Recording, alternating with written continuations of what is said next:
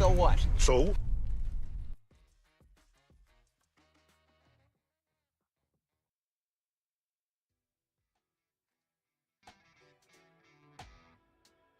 Yo, looks like we're getting one more added in right now. Michael Sanders is going to play. Let me get you some chips.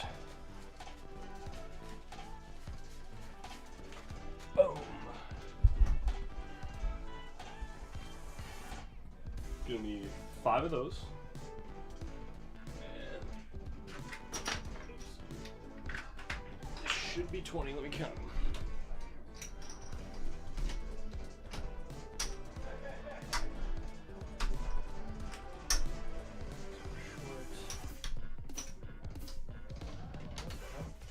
Oh, that got set on top. That's 5. They're all the same. Boom. All right, cool. They did change a couple of the rules. I don't know if you were listening, but make sure you check with the guys. All balls are going to spot on fouls, and then they're playing 5-10, and then every 5 games they're going to decide if they want to change it or not. Okay, cool. Yo, what's up, Post Up World? Welcome to the stream, guys. We are going to roll out with 5 players tonight, it looks like. Michael Sanders joining. I got to fix the scoreboard. I'll just call him Sanders. Boom, boom.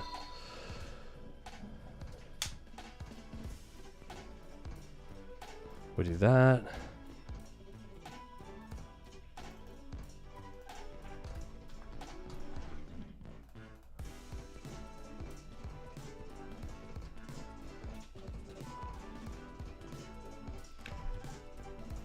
Boom, and we are in. Okay, cool. Yeah, 5 players. We're playing 5-10, not 5-5, but we're playing 500 to 550 Fargo. That's a lot of 5s to deal with. But we'll manage. Somehow we will make it work. They're playing $5 on the 5 ball and $5 on the 10 ball. If you're brand new to ring games, check it out. We're playing 10 ball, all slop counts. The money balls are the 5 ball and the 10 ball. So we've got, currently we're playing $5 on the 5 ball, $10 on the 10 ball. Real easy to remember. When you make one of those money balls on a legal shot, all the other players in the game owe you that money, or the denomination that that ball is worth. So they're out there playing with these. Orange chips are 5, black chips are 10. Figure it out from there. What's up, New Jersey pool player? What's up? Sean Damani, what's up, what up, what up? I should be able, I'm going to get that list to you this evening right after the stream, buddy. Or actually, I'll probably work on it during the stream. I've been super slammed lately, and I really enjoyed having a day off yesterday. What's up, Ken Harwell? I got to fix this chat box because it's impossible to read names. Actually, here's what we're going to do. Let's do this move. Let's do this move.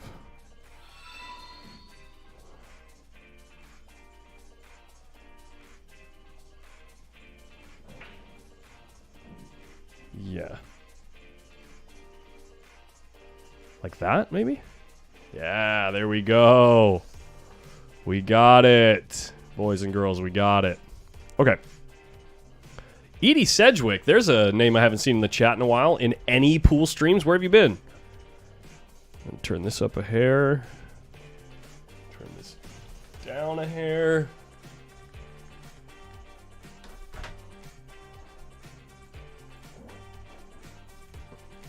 Okay, so yeah, playing 10 ball. Everybody started out with $150. Looks like someone just scratched, so that ball is going to spot up. Incoming player is going to have ball in hand in the kitchen, or the option to force the other guy to shoot with ball in hand in the kitchen.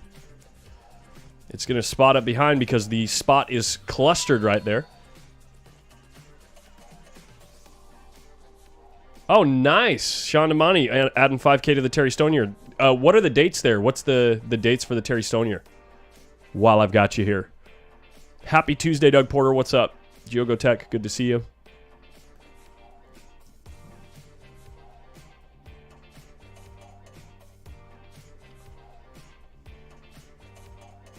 So Rolando is going to be kicking at this one ball. All slop counts, so whatever goes, goes. The 2 and the 7 flirt with the side pockets, and the cue ball gets safe. Good shot, bro. That reminds me. I need to have the... you guys are going to hear a little pop here, sorry. Actually, pardon me, I'll mute you while I get this put in.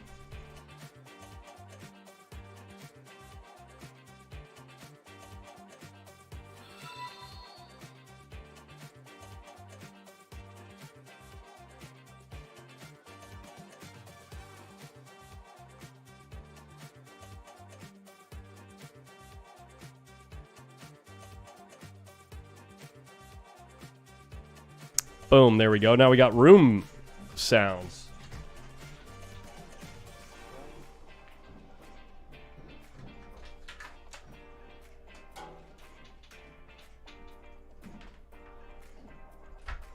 Mic check. Mic, oh, there we go. Mic check, okay. That's the room. We're back to normal, baby. Jared Bowman needs a rules breakdown on this. Ooh, if only you could rewind. I just gave the rules breakdown. Bummer. You can rewind on YouTube. But long and short of it is, it's 10 ball, all slop counts. They're playing 5 players on the table. When you make one of the money balls, the 5 ball or the 10 ball, the other players owe you what that money ball is worth. What's up, Flip? Endless Supra, good to see you. Dylan Cloud. Oh, thank you so much. From North Carolina, good to see you. Marty Smalls, what up, what up? What happens if someone plays a two-way shot and gets safe? Does he have to shoot again? Alec asks. No safety plays, no two-way shots allowed. You are all-out offensive. The only person that a safety affects is the person directly after the guy that played the safe. So, no playing safe.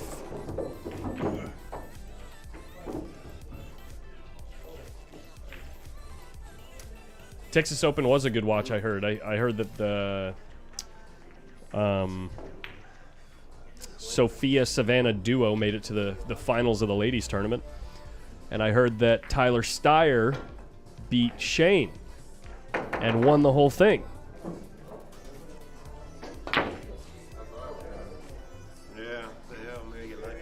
That 2 ball might go. There you go. Nice. I gotta clean my desk. This place is getting out of hand.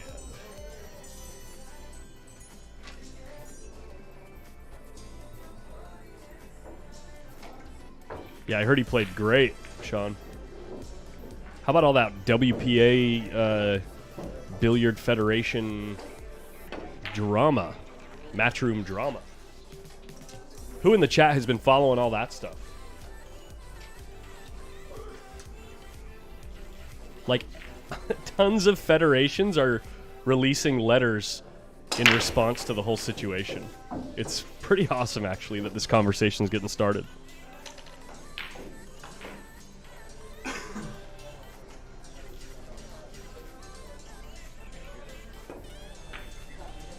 Yeah, why can't we all just get along? Yeah.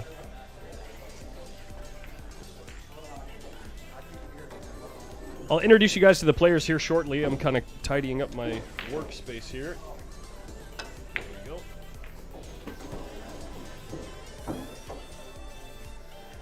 If I could put 4 pros in a ring game, who would I want to see? I'd want to see Skylar Woodward.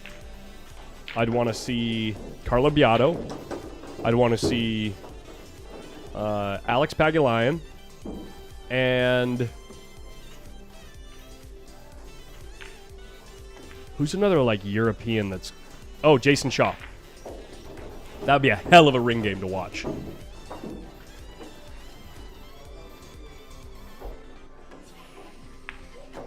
Following it, it's a shit show, yeah.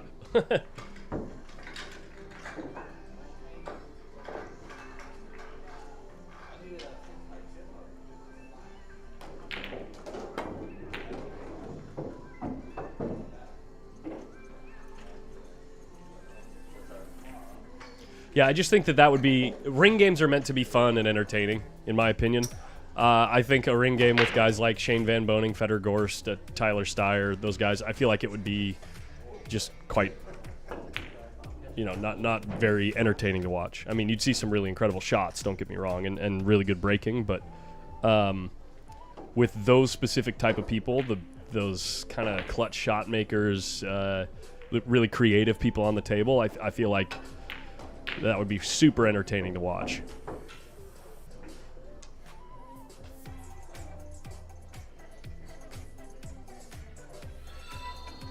Yeah, exactly. Ooh, JJ spinning the ball way too much there.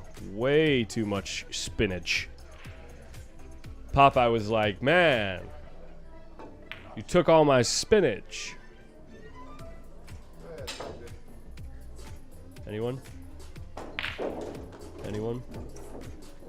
Bueller?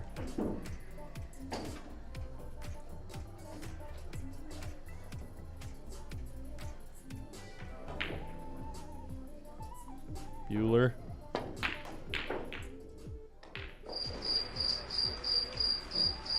Yes, GWN, I thought that was one of the best podcasts that they've put on, actually. That response and that perspective from Carl Boyce was, super interesting. So, first of all, if you missed the Ishan WPA president podcast on Dogging It, go watch that, and then go watch Carl Boyce. Yo, what up, Brandon Schilling? What up? Justin Bergman, Shaw, Federer, Carlo, Catchy, Filler, SVB. That's a big ring game. Was hoping Savannah would have won the Texas Open going undefeated like she did at Good Times. Yeah, well, you can't win them all. And Sophia played great, I heard. I heard she played outstanding.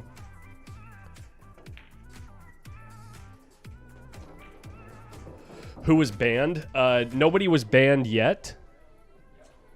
But players were told by their federation not to attend a specific event with the threat of retaliation, basically. I mean, it wasn't really like a threat, but it was an underlying implication that if they did attend that event, that they'd be suspended. Rolando coming with the shot, playing shape off the point. Let's go.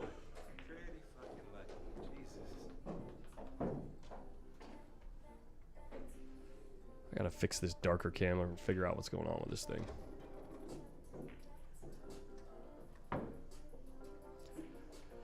If you're ever in Sacramento, if you ever come to Sacramento for for anything, you gotta do a few things. You gotta try some of the local food. It is the farm to fork capital, right? There's tons of locally grown food. Grown and raised food in Northern California, so great food out here. Number 2, pool. You got to come to Hard Times. You got to go to the Join a Q. 2 great rooms in Sacramento. And number 3, you got to try on Rolando's glasses. Good Lord. That is an experience. All right, so Rolando made the 10. Did he make the 5 as well? Did I miss that? I'm already off track.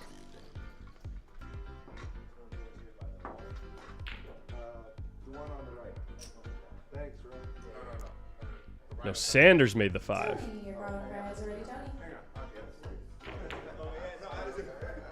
Sanders made the 5.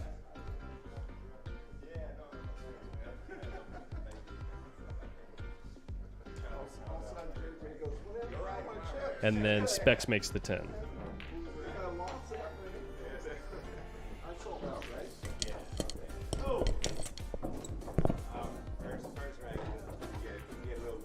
And meet Mila Mai. Yeah. Where's this at, Nick? We're playing at Hard Times Billiards, Sacramento, California. I'll show you the room right now, actually, while Rolando breaks. This is our tournament room. You can see we've got 8 Diamond Blue Label tables back here. Gorgeous room. We got some nice, viewing area for spectators. So 8 tables back here, and then out front, we've got a ton of 9-foot tables. Look at this room. Look at this room. All these that you're looking at right now are gold crowns. And then we've got all these gold-plated ones here are gold crown 4s or 5s? I can't remember, honestly. We got another diamond table over here. And then we just added 2 more 9-foot diamond tables on the other side of a wall that you can't see. So in total, it's like 31 9-foot tables.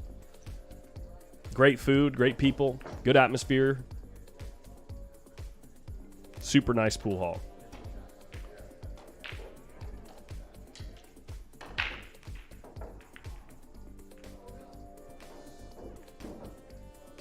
Wow, Ike says Sophia on the final day of the Texas Open ladies event, Sophia was unstoppable. She was an unstoppable force.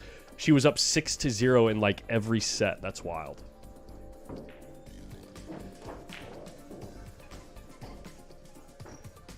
Hey, is my Facebook stream comments coming through? Ooh, Grubbs is a little under the weather. Sorry about that, buddy. I told you. I tried to warn you.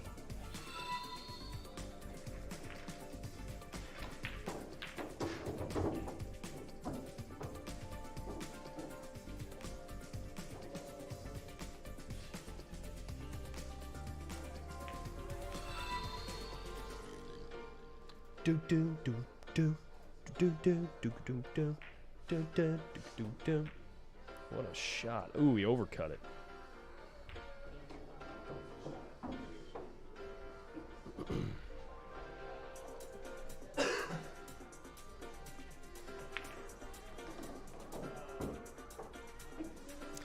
Well, either way, it's good to see you in the chat, Grubbs. Mark Neelan said he wanted to say hi if you were coming down, but understandable. This actually needs to get turned down a hair.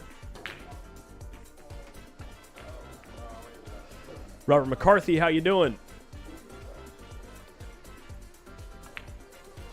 Ishan. Ishan. Ishan. Gotcha, Alec.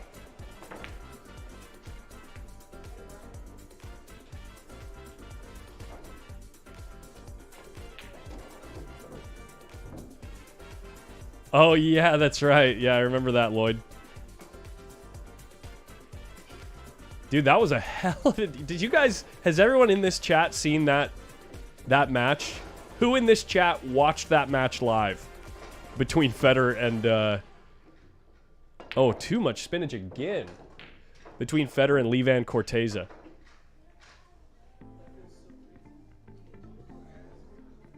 No, Ike, I've been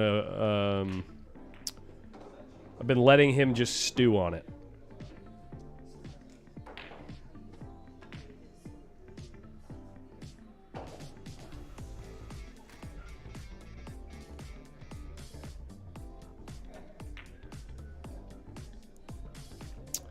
Rolando probably knew he hit that ball bad. You could see his head kind of pop up like this.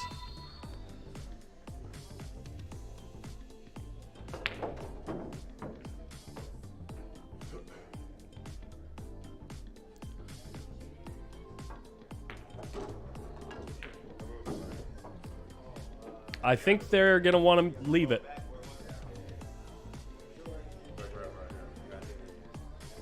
Oh, they all just were cool with moving it back so he could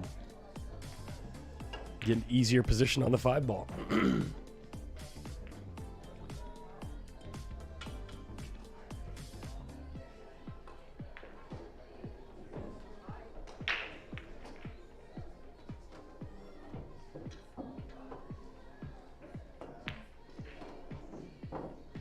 I wonder what he's doing here.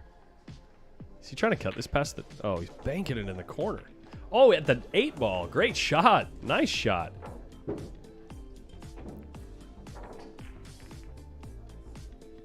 Yeah, how fun was that stream, man? That stream was so fun.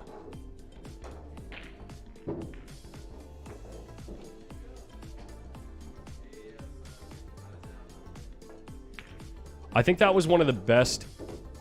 Like, one of my favorite streams I've ever done. Check out the interview with Melina Mike after that match. Federer did an interview with Melina Mike?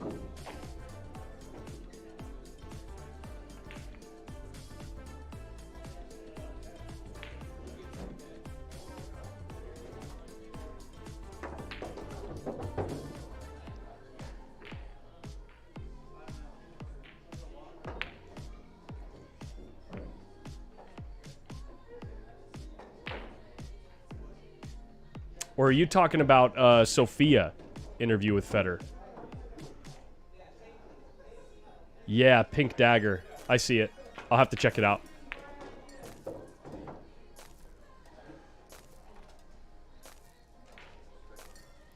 So who made the 5-ball here? I keep looking away.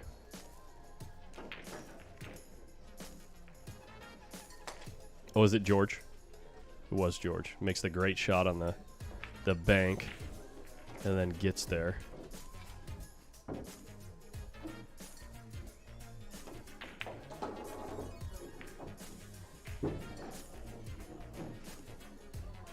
You mean the guy with the glove?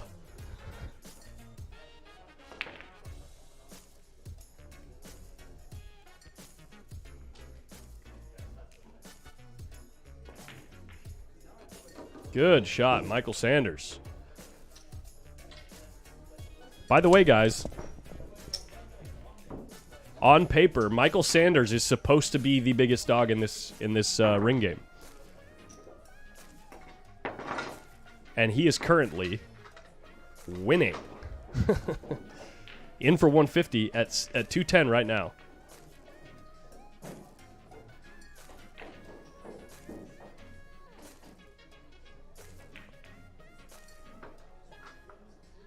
A Tin Can Corner, that was me. That was me in the booth, buddy. I did the whole stream with Federer. It was a great, I mean, it was a fun interview at the end too, yeah. Thank you, Marty Smalls. Appreciate it, buddy.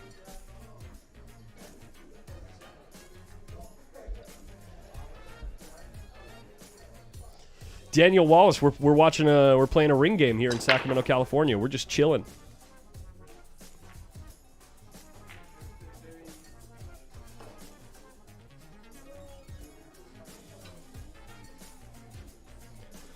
Chilling and chatting with all the regs.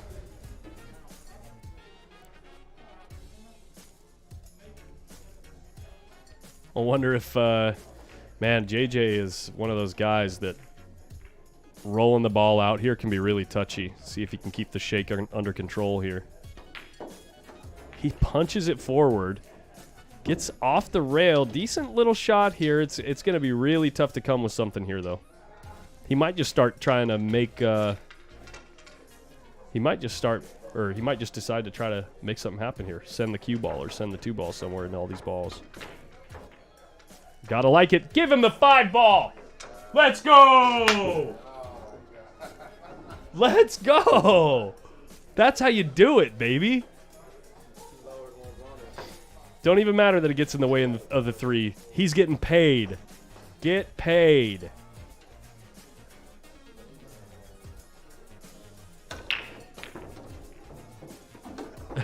Same shooter. You can see him laughing. Gotta like it, man. So they're just exchanging chips right now. So the way that we're making this work is we're actually treating this like a chip tournament. They have to play for a minimum of 2 hours apiece. After 2 hours, they have the option to leave or play till the end. And then when they leave, after the 2-hour mark, they can cash out their chips for their value. How often do I play in a given week? I'd say on average anywhere between 2 and 7 hours a week these days. Not very much, honestly.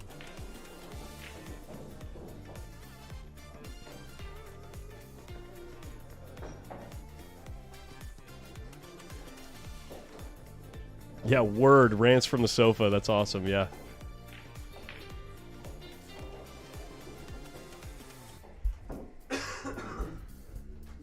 What's up, Jay Lewis? Welcome to the stream, buddy.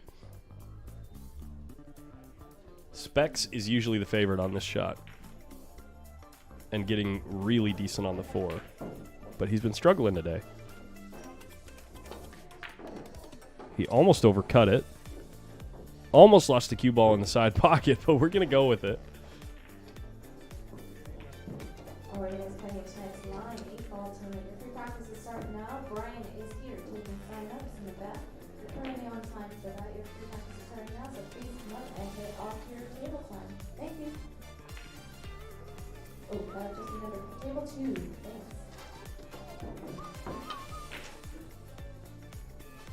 And then dogs it on the 4 ball. Left his cue ball perfect for the 5, but this is going to give George an opportunity to send the cue ball at the 10, I think.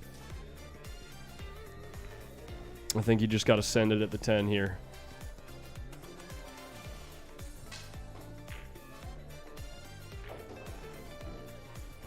Hit and hope. Spray and pray. Oh, the 4 ball goes. Let's go. Does the 5 pass into that corner? It must. Let's see how he does here. Into the 6 ball.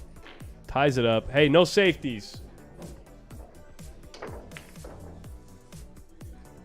No safeties. Because all that happens is this guy gets boned.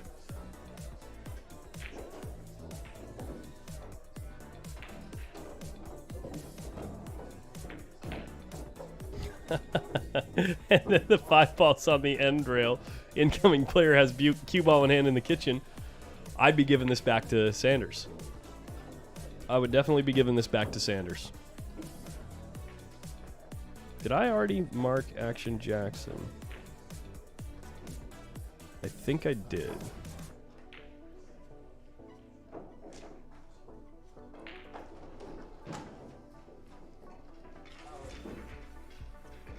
I cannot believe he's shooting at this. He's going to hang it up for his opponent. Or for the other guy.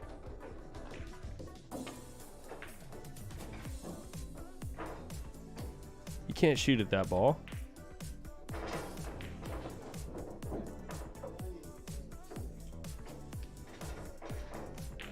I certainly did, Shannon. Good to see you.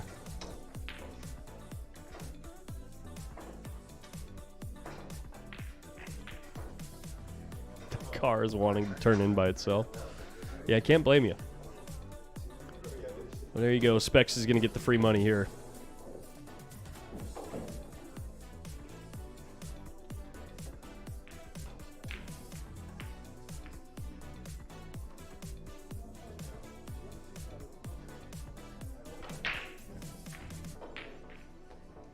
What are you doing with the cue ball there, buddy? The heck was that?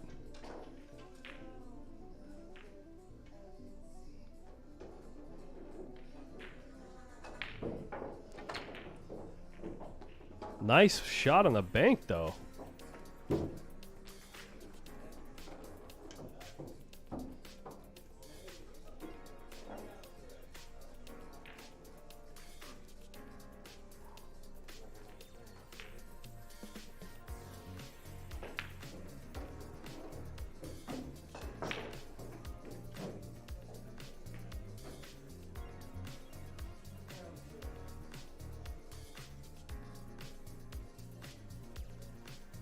What the hell?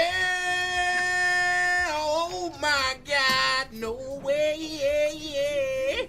Sorry, I had to fix my soundboard here.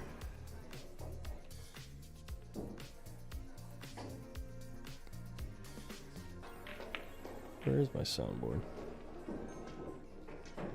There you are. There you go.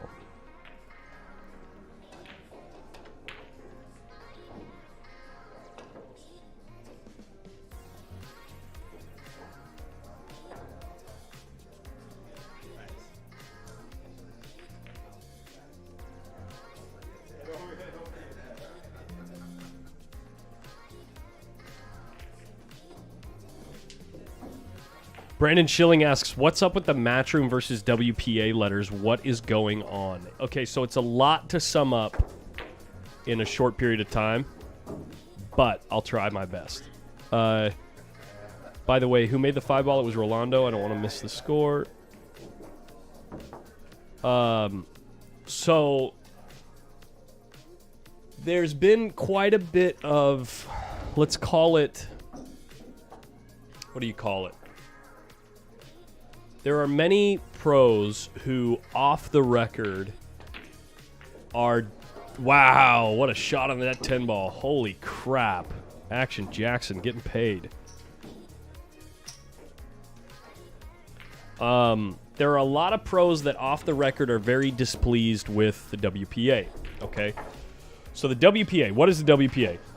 It is the World Pool and Billiard Association, right? They are the currently the governing body for the standards of play for all disciplines of pool, and they're recognized by the International Olympic Committee as such, and they are also the only entity currently who, from sports federations, is recognized as having the ability to put on any type of or sanction any events on the world stage.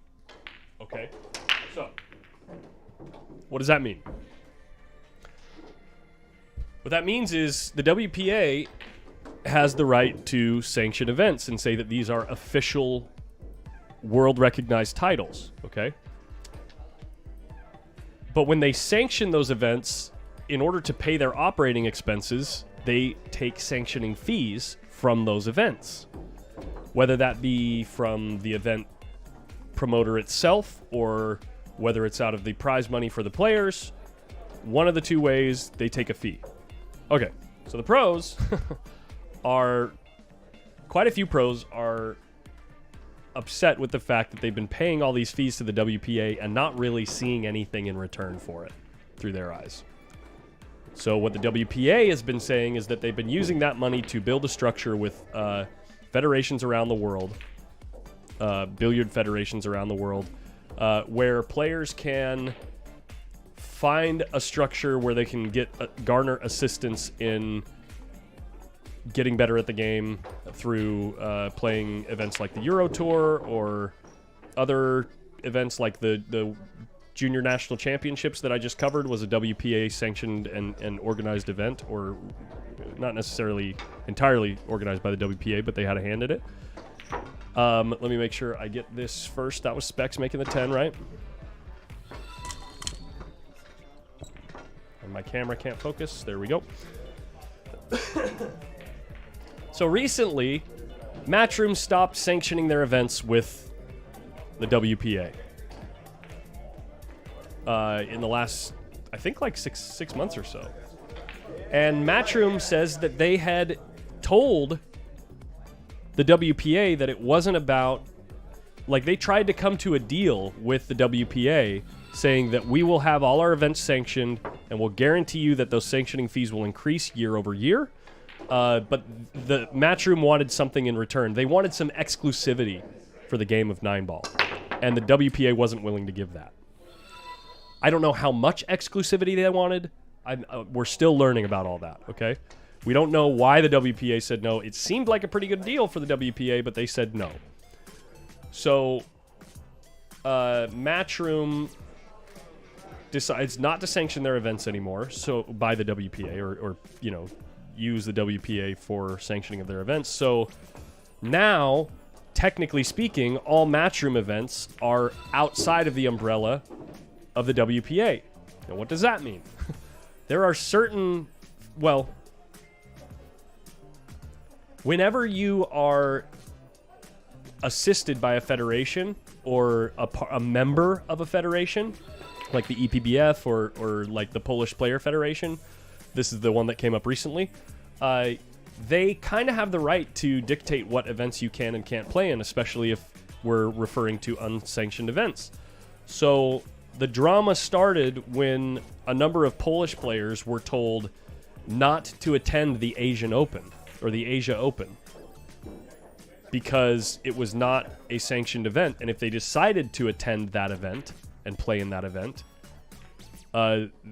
more or less they were told that they would be suspended from their federation and not allowed to play in WPA sanctioned events or events sanctioned by their federation. So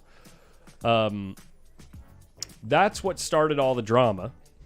And the reason that the Polish Federation says that they did that is because in the contract for the Asian Open, there's a clause that says that Matchroom has the right to suspend any players who play in non-Matchroom 9-ball events, right? So it's essentially like Matchroom said they put a clause in their contract that says that they can do what the WPA has already said that they can do. Now, the real drama comes from the Polish Federation were the first people to actually act on that clause. And so it's a little bit complicated, but at the same time, it's not. The bottom line is there are two, in my opinion, there are two models for growing a game in play here. The WPA, well, let's start with Matchroom. Matchroom's model is get more eyes on the game, make it a big spectacle, make it a big production, and then more eyes will be on the game, and therefore there's more advertising revenue, and we'll have more money in the game that way, and that's how we'll funnel money to the players, okay? And make the game grow. That's one model. The other model is the model of the federations and the WPA, which in my opinion is essentially taxation and redistribution of funds. You have one model that's basically a socialist model, if you take it to an extreme, and one model that's a capitalist model. Personally, I think that Matchroom is doing a really good job of growing the game right now, and the WPA hasn't really shown that their model has done a ton to grow the game. As quickly, rather, I should say, as what Matchroom is doing. That's just from what I can tell and what I can understand. I'm not an expert on the situation, obviously. I've just been watching like the rest of you guys, so I'm sure there are people in the chat that can correct me on a few things, but that's kind of what I've gleaned from the situation.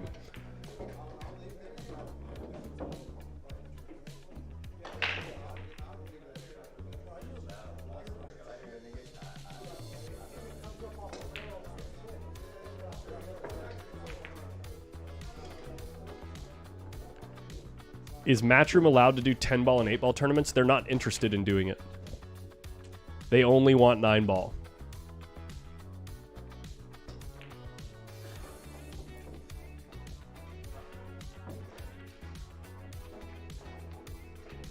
Heard me mention the Olympics. So the only, like literally the reason I brought it up, okay, the International Olympic Committee, the only organizations that they recognize for pool are the WPA and another bigger umbrella. I forget what the acronym is. WCBS, I think it is. They only recognize those two authorities when it comes to pool. So if pool was ever in the Olympics, the only way that you could qualify to be a player in the Olympics playing pool would be to qualify through one of those governing bodies and have some type of standing with the WPA, essentially. So literally the only carrot that the WPA has given these professional players, the only carrot that they've given them for paying those fees, those sanctioning fees, is if we're ever in the Olympics, you'll be eligible to be chosen to play in the Olympics. That's literally the only carrot for the pros. Every dollar that has been spent by the WPA in the last decade has gone towards organizing small events like the similar to the Junior National Championship. Who was that just made that? Jonathan Jackson makes the 5-ball. And they spend. The other drama is they're not very transparent with the way that they spend their money.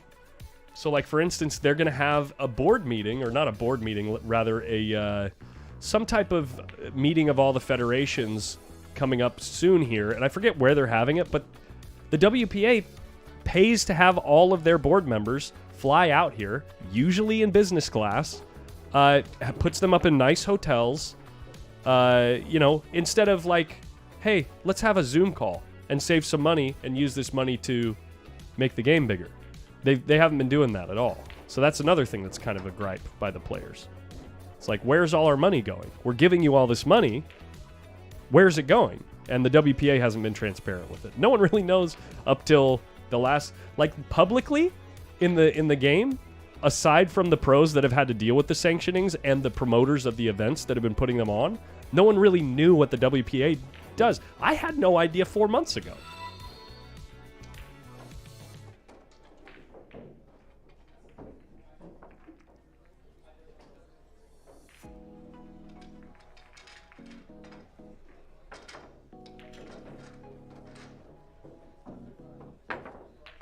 Wow, Jonathan Jackson. That's a hell of a shot to spear in right there. That was a nice shot.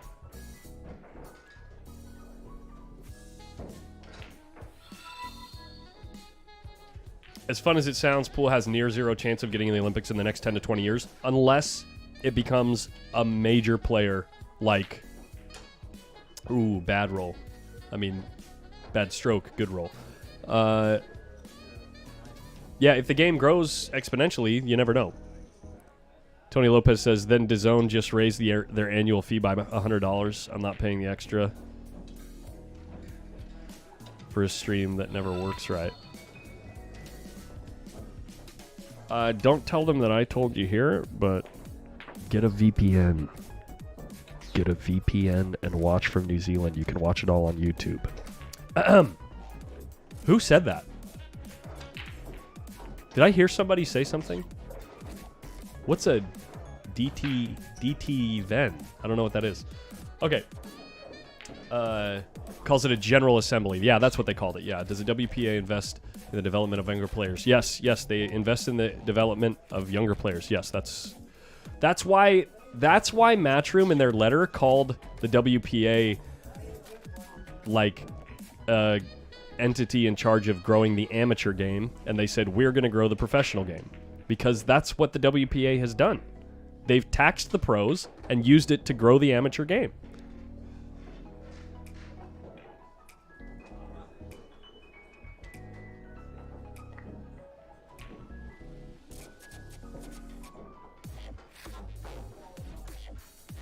Yeah, you ought to come down, Brandon Schilling. If you like One Pocket, we got a hell of an event next month.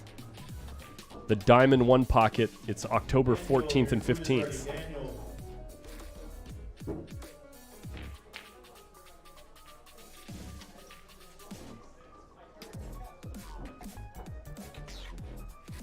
Yeah, that's what I was saying, Derek. If the game grows, then they have a chance, but the game's got to grow first.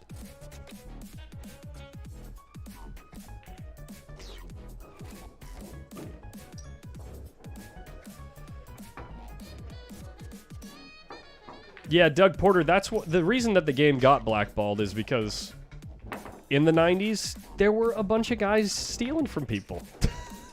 There were a bunch of hustlers out there. I'm not saying there's anything wrong with those individuals in the situations that they were in. That was George, right? Yeah, George made the 10 ball. But I know a few guys that's how they made a living, was hustling people playing pool.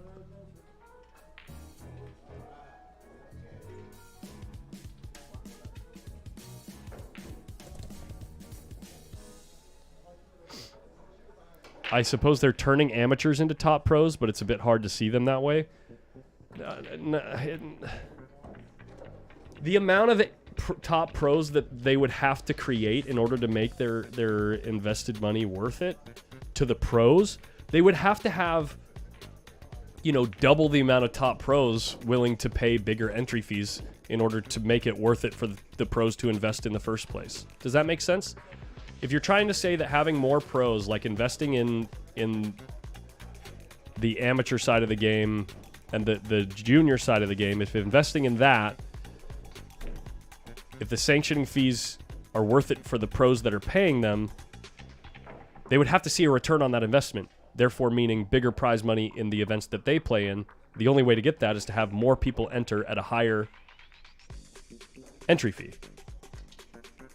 So then you're saying, okay, we have more pros, so therefore more of them will enter? Is that what you're saying? Do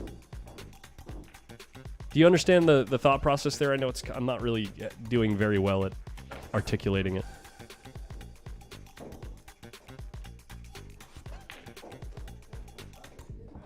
Oh, in Vegas taking a dive for the money? Yeah, well, that stuff too, yeah.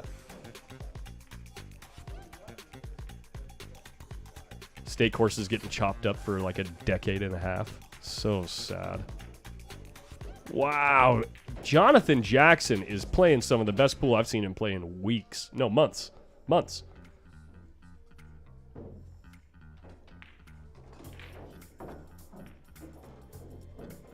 That is correct, Endless Supra. Yes, Saturday and Sunday streams are only on DAZN. You're right. If you can use a VPN to watch on like Sky Sports, that can work too, but you'll probably have to pay a subscription fee over there.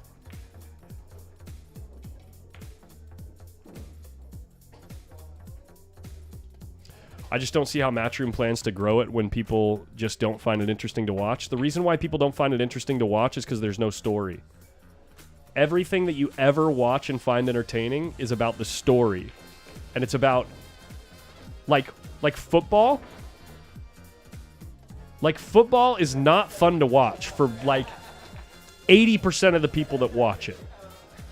I know that there's the fantasy draft junkies and the people that have been playing football ever since they were kids and, like, the people that, like, really geek out on everything that's happening on the field. But that's the same thing that happens in this game, right? It's a very small percentage of people compared to the amount of people that watch and go to events, okay? So why do they go? They go because all their friends are there.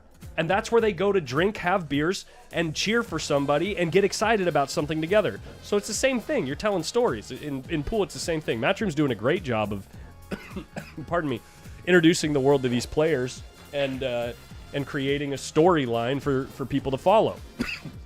Pardon me, I keep coughing. What I mean by a storyline is they got to qualify for, Mosconi Cup. They got to qualify for World Pool Masters. They got to qualify for, and it's only going to grow. They're only just getting started. So, that's why darts is so big. Yes, because it's more about going... Dude, baseball? Who thought it was fun to go to baseball games before they, like... How many people in those stands do you think really know 100% of what's going on the field when they're watching, like, going to a live baseball game? Ever watch golf or bowling, Collins? I find both very boring to watch. Exactly.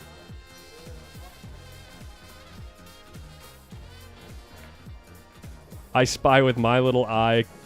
Collins, the Roadrunner, said she has something for you. It's very cool. I saw it. It is very cool.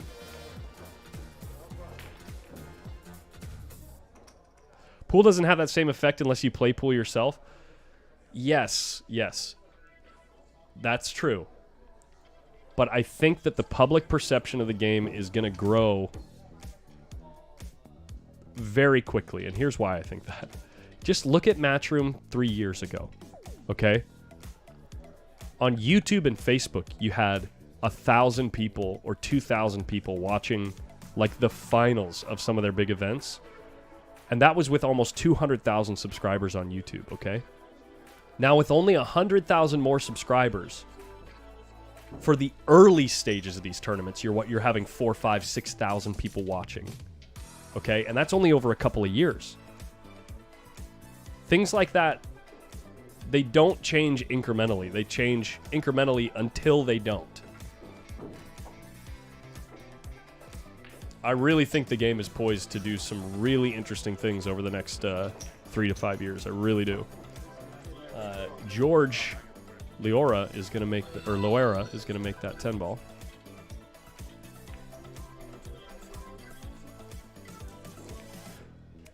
I think there should be a Q sponsored tournament, Team Q-Tech, Team Predator, etc. Oh, that actually brought up the third model, by the way. I said earlier there's only 2 models. There's actually 3 models for there to be money in a given venture or a given sport. There's... or money to make a game grow. There is the taxation method, sanctioning, player fees, all this stuff, and then reinvesting that money, right? So that's the one model that the WPA has been using. There's the model that Matchroom is using, which is eyes on the game, make it entertaining, get more people to watch, and then the ad revenue helps to fund the future. And then the third model is selling equipment. Pool is the type of game, though, where most people don't make a ton of transactions on equipment, so that model is thrown right out the window. We buy, on average, the average person buys a queue, I think, like every 3 or 4 years or something like that. So that doesn't really work.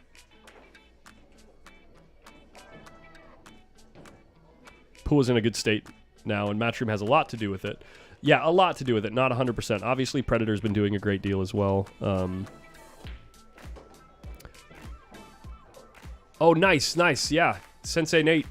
Can't wait to see you, buddy. Maybe 20% of people really know what's happening in baseball. Yeah, I think so.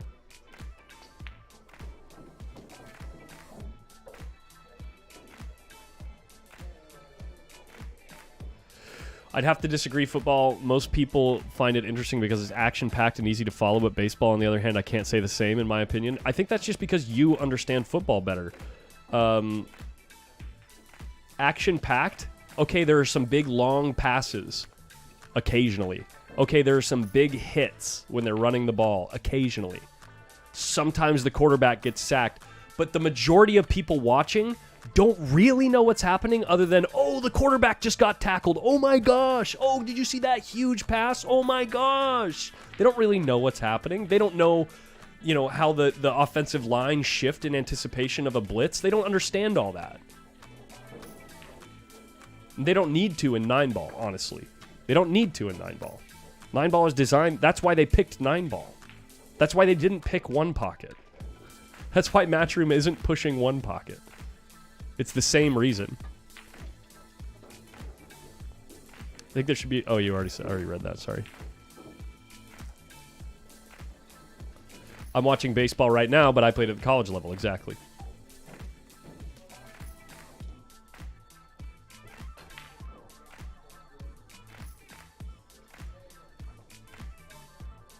Yeah, Jay Lewis. Yeah, me too. I actually started watching pool literally just to learn. The YouTube channel I watched when I first started playing was called Force Follow on YouTube, and ended up evolving into, a great passion. It's a great game. It's an objectively good game.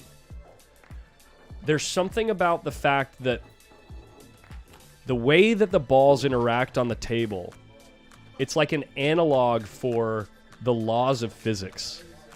And you get to play a game that's an analog for the laws of physics in the real world. And so there's something that really speaks to the human condition in this game.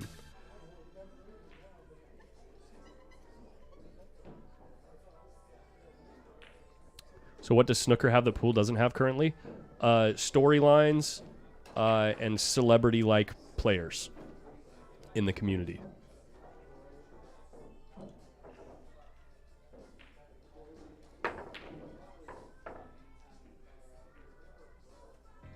Yeah, I know. Yeah, Edie. Most people don't know how to play pool. They think one just bangs the balls in using geometry. I know, it's so sad. Every time a pro is in an interview, and just for the sake of being they're at an interview like Shane. Like Shane, when he was in that interview on 60 Minutes, he's like, the interviewer said something about geometry, and Shane was like, oh yeah, I like geometry. Haha. It's so cringe to me. It's so cringe because the game isn't at all about geometry. If it was, you could literally just bring a protractor to the table and win.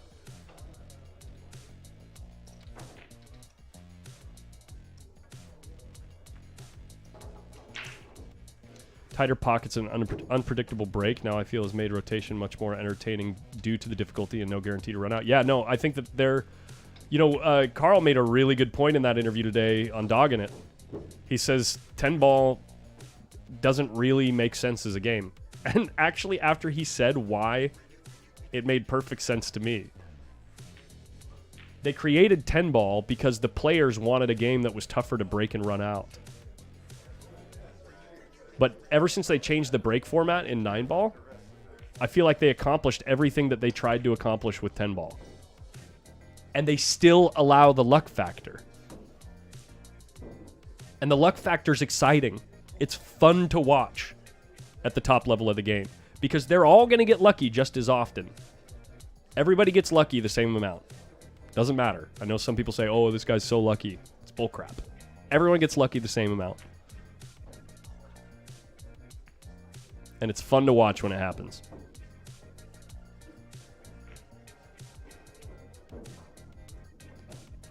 Yeah, people don't realize how hard this game is. I know. They think it's so easy. Ooh, nice try, George. Ooh, who just made the 5-ball? I just missed it. Oh, no, I already put it in. Never mind.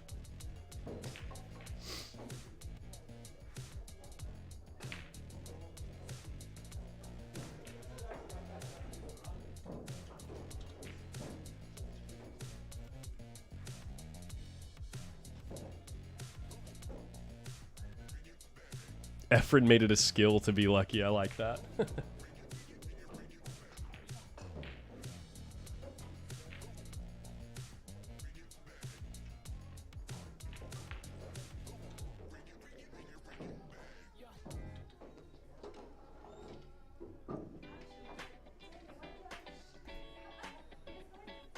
I don't know what you're talking about, Grubs. Well, Rolando is currently sitting at... Actually, I haven't shown you guys the score in a bit. I'll show you after this game. But Rolando's sitting above even. Mark Nealon is struggling, it looks like.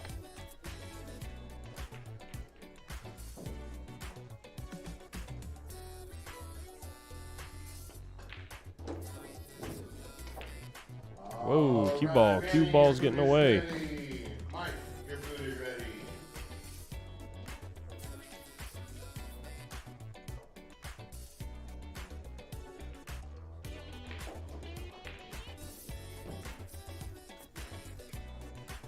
Nice. Trickles in. A little bit nervous there. A little nervous. All right. Suspects.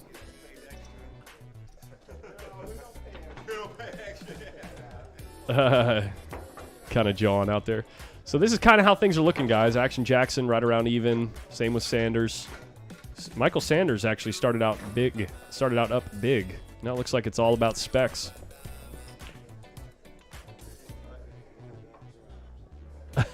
John, you can play next week.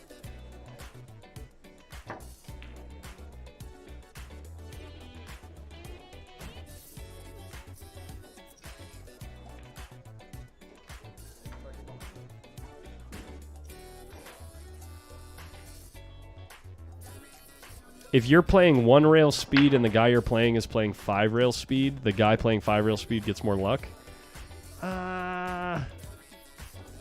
Not really. Because as many times as it can go good for them, it can still go bad. And when you're playing 1 rail speed, like say if you're playing position on the next ball and 1 rail speed is a 2-way shot and you weren't thinking about it, then it can work out.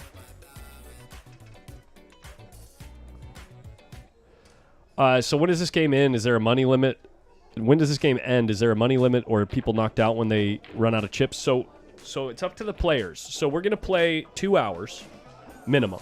When we hit the 2-hour mark, I give all the players the option to continue to play or stop playing. If we have enough players to continue play, we'll finish around 9:30 Pacific. And we'll, we just stop at an ending time. If a player runs out of chips, they're welcome to rebuy for any amount. You know, if they want to just try and fire another $40 or something, that's fine. But they cannot leave before the 2-hour mark. If, like, say, if they're almost down to $10 or $15 and they just want to, or they have their last 40 and they want to leave, they have to wait until the 2-hour mark to do so.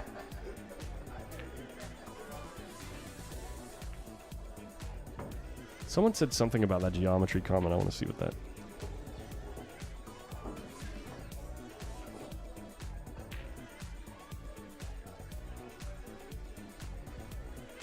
Professor Duck taught us it was geometry on Wonderful World of Disney when I was a kid. Well, Professor Duck was an idiot.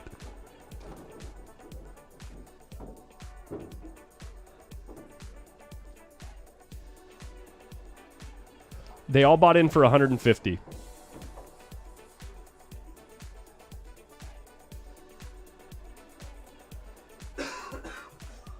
Mark's getting to the point here where he's really got to make something happen. He's got to get a couple money balls soon.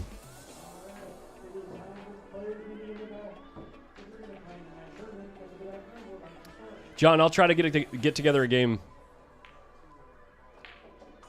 for next Tuesday. We'll see. I'll let you know.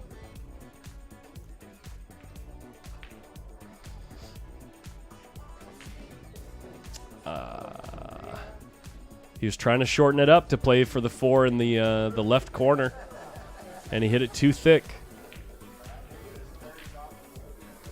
Just hit it a little too thick.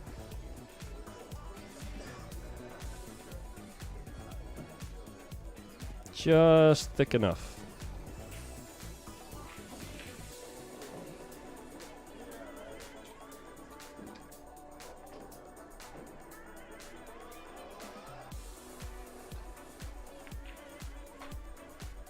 Holy thin.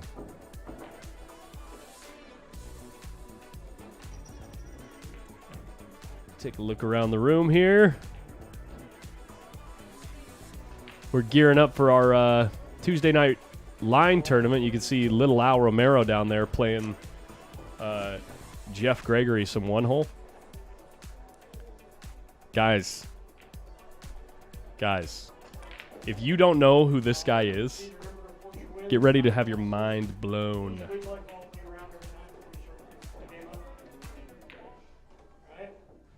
On table, sorry by the way, I had to draw random places for all the all the top end of the list because This guy right here, Al, is 87 years old. table number 2, And he plays jam up. on table number 3, Robert X in our He will play anybody one pocket. He's down there playing Jeff Gregory even right now. number 6, Cosmo and Richard on table number 7, Look at this shot. Chris Torres and George Kaiser on table Oh, he's just rolling. He's just moving. Cody and David on table number 10. Fred and Pedro on table number 11. Ed and Bob B on table number 12. G and Doug. What's George thinking about here? He's trying to come up with something on this 5-ball? Battle, Jordan, Bradley, and Helen on You just got to send it. You just got to send the bank. Silvas and Sharon on Well, don't move the 6, buddy. Chris and Lauren on Oh, he's looking at a 5-10 bank combo? I don't think so.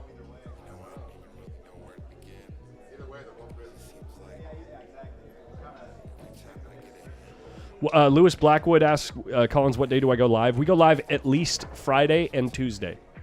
Friday is always local heads-up matchup. Tuesday is usually a ring game, if I can get a ring game together.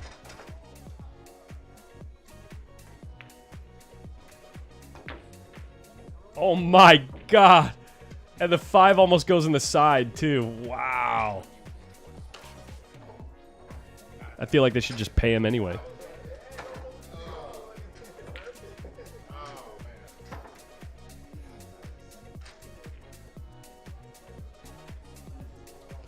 What does the front of the house look like tonight? Pretty chill. Pretty chill. They're just out there. They're getting ready for that line tournament. So we're not packed yet, but it will be. Oh, check out this action.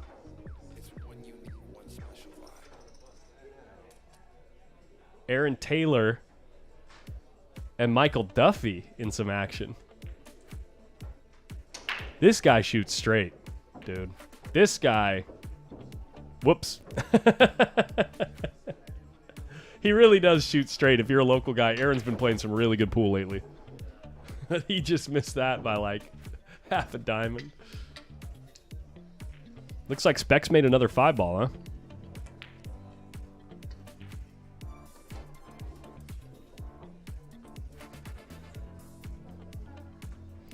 Looking thin, yeah. Guys, I've lost like 12 pounds in 2.5 weeks. Something ridiculous. I know a lot of it was water weight because of the amount of beer I was drinking, but it seems like every day I get on the scale, I've lost another pound. It's crazy.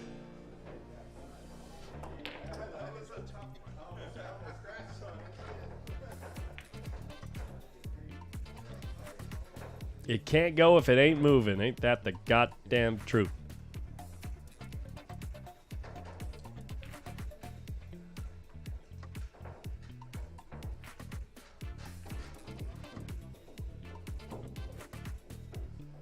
Collins, he brought up that Shane interview. What did you think about his comments on gambling and pool? Archie, if you're still here, I hope you are, because I have a pretty strong opinion about this. Look at this shot. Wow, Jonathan Jackson is coming with the shots tonight, dude. He's playing real good. So I'm going to try to sum up what he said and what the discussion was on that 60 Minutes interview, but it basically boiled down to Shane doesn't like gambling in pool. He'd rather just play tournaments for money because one of the first times that he was out gambling, he was beating a guy for a lot of money, and the guy picked up a cue ball and chucked it at his chest, and he said, I can't do this. He talked to his uncle or his dad or whoever he was with and said, I can't play like this. I don't want to do it. And so he hasn't played, pardon me, he hasn't gambled yet, or since, really, much at all. I am so sorry. I'm coughing so much. I got over this thing like 4 or 5 days ago, and I'm still feeling the tickle. But I think that what people call gambling is it's all about interpretation, and I think that the words that we choose to use to define those things are helping to give a negative stigma, okay? Gambling. What is gambling? When I think of gambling, I think of going to the casino and playing, trying to win, trying your luck to win at something that you know you're going to lose in the long run. That's gambling, in my opinion. Everything else, like pool, especially if you're just yourself putting money on yourself against another player whom you are aware of how they play, and you set up a match that you feel is fair, and you try to place a wager to put some pressure on yourself and potentially win something if you do play well. We call that gambling. It is not the same thing. It's two completely different things. You can call it whatever you want. A 2-player tournament, I think, is a little bit too, like, I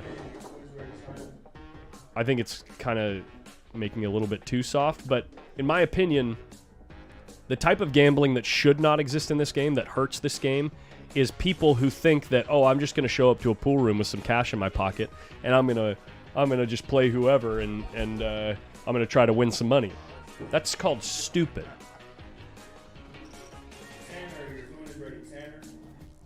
I think that anytime that you're playing for money, you should only do it with people who you are either aware of their skill level, or you have on good authority that their Fargo rate is good information, or you both have friends, you have people on both sides of the wager that both players can trust to make sure that the game is fair. And then it's a game of sport.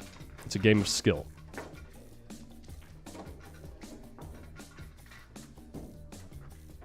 So, with that being said, we all know that Shane still plays money matches, right? Shane played that big match against Dennis Orcoyo. Shane played the big match against Jason Shaw. He's probably going to do something with Federer, and there will be money involved. Why is he doing that? Because it's not gambling. We call it gambling, but that's just the word that's the sound that we make with our mouth to describe what's happening. And it's not the same thing. It shouldn't have a negative stigma like people who are addicted to the casino. Now, there are people that are addicted to trying to make money in pool, and I mean, I know 3 or 4 guys in Northern California that have no business betting money on themselves playing pool because they always get in bad games and they're always just trying to make a quick buck. But it's not up to me to tell people how to live their lives. So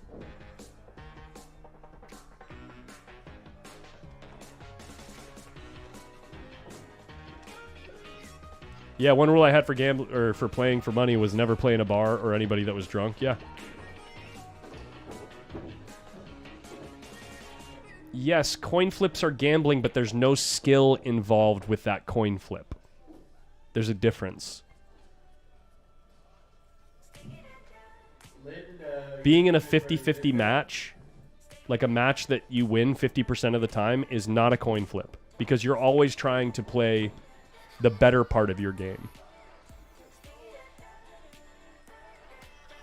Exactly, Adam. Yeah, no skill in slot machines, yes.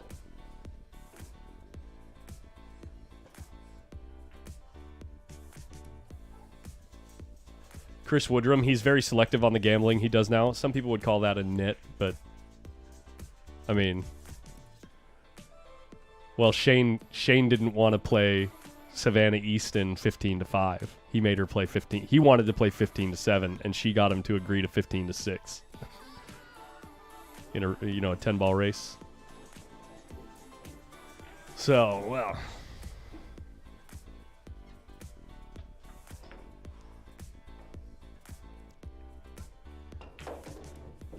even though the Fargo line says that he was supposed to give her 20-4, play a race. He's supposed to go to 20. She's supposed to go to 4.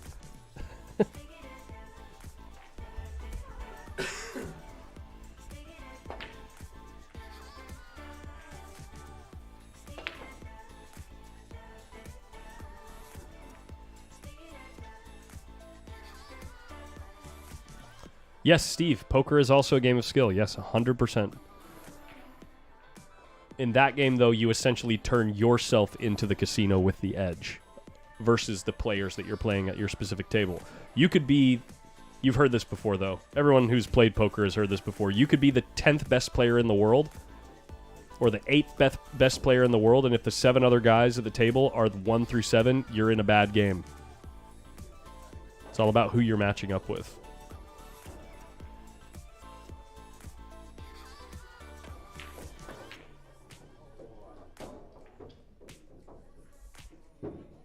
Mark Nealon scratching again.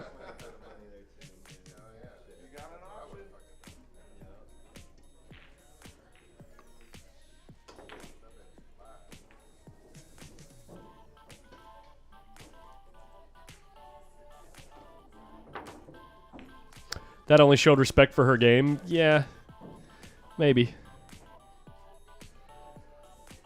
There was a difference of $300 in the prize money. The winner of that match got $400 and the loser got $100. So I don't know.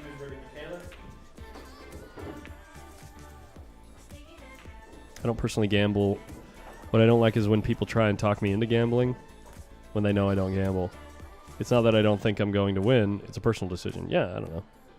Some people just won't understand it.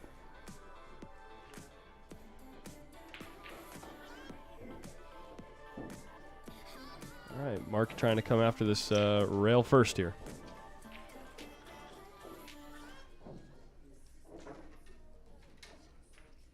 Yeah, I lost my spot. There was a shiny spot right there, and then I get on this side, I can't see it. It's right here.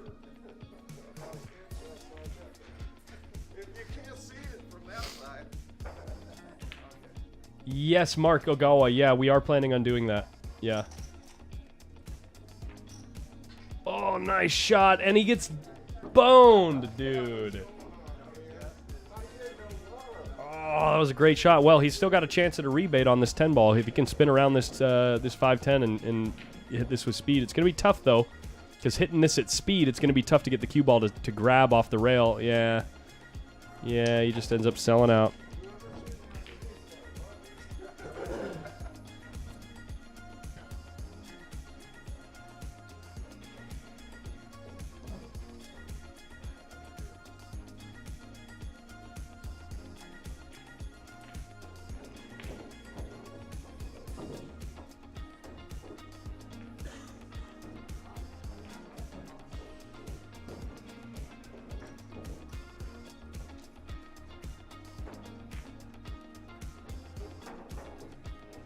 So Michael Sanders is going to make his first 5-ball in a while here.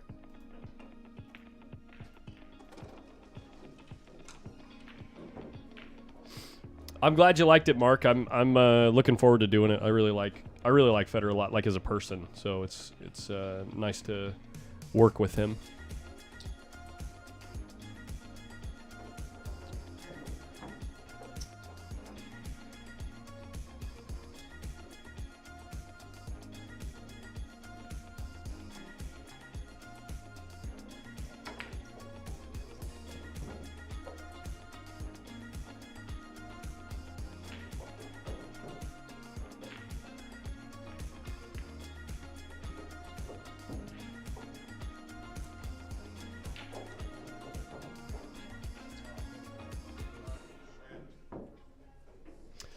It's funny though, for every few people that say that they enjoy the format that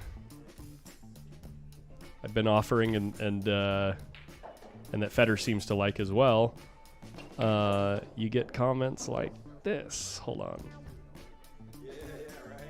This is the latest comment on my channel.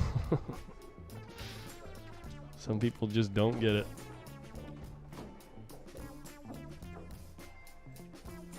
Where is it?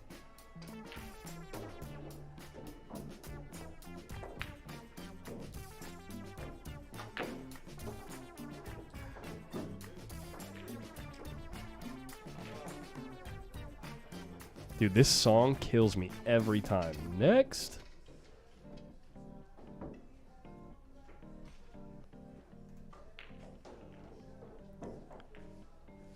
Like this. Let's see if Rolando makes this shot first. He does.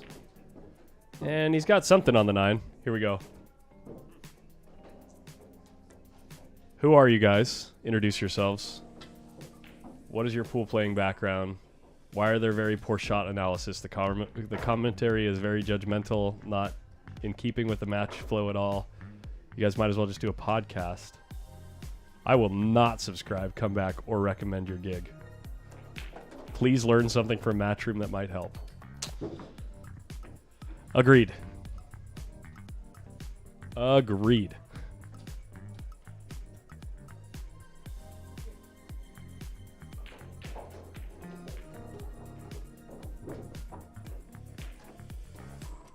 There was another one that was really good.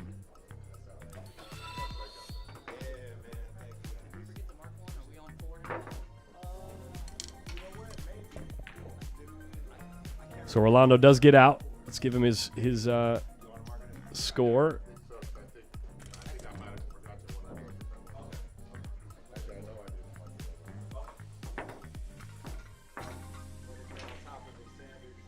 Please mimic a multi-million-dollar company. Yeah, I'm one guy.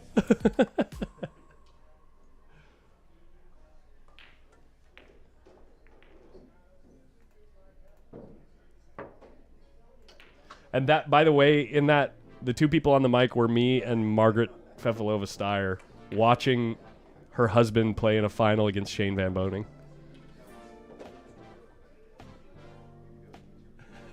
It's just funny. I don't take it personal. I just think it's funny. Because there were 3 other comments earlier too, like a week and a half ago on that video. And like in a row, within 4 hours of each other, 3 different people said things like I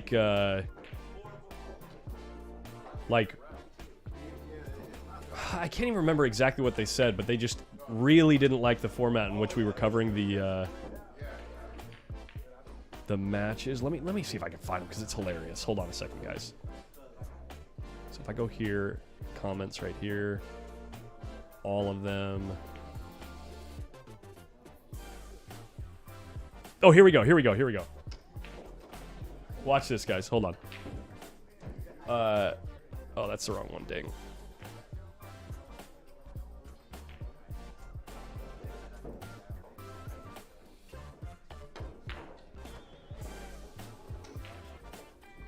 Here we go.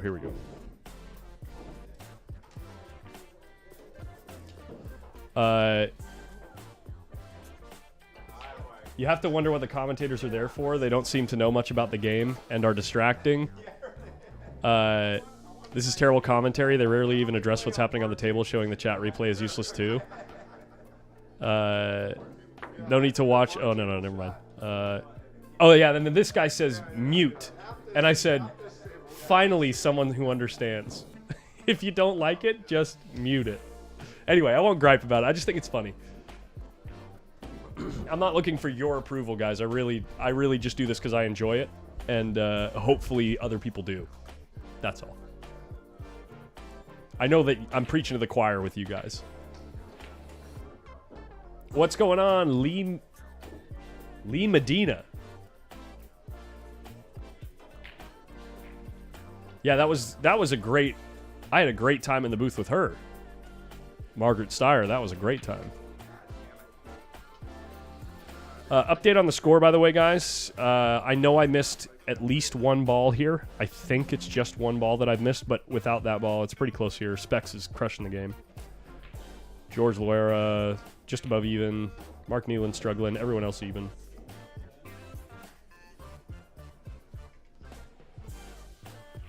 Yeah, Tyler Steyer won the Texas Open. Great tournament for him. Could be a breakout tournament. We'll see how the consistency continues, because that was a tough field. That was a really tough field.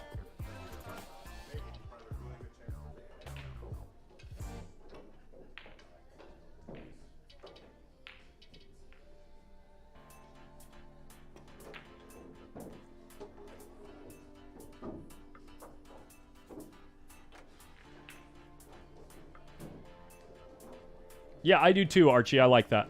I like that. Having pros that yeah.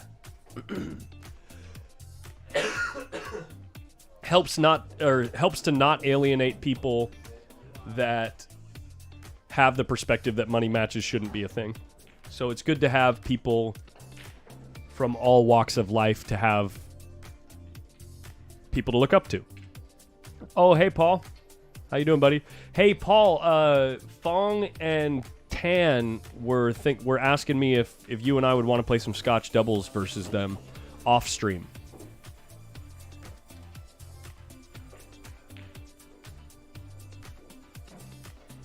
I said tails.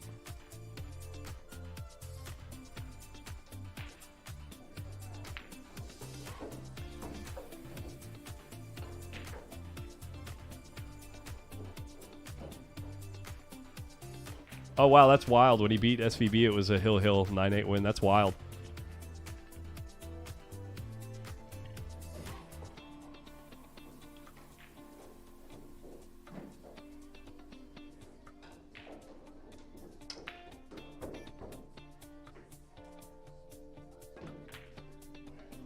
Oh, my God. George cuts in the 5-ball from across the table and gets a good shot on the 6. That's fantastic. Good for you, George.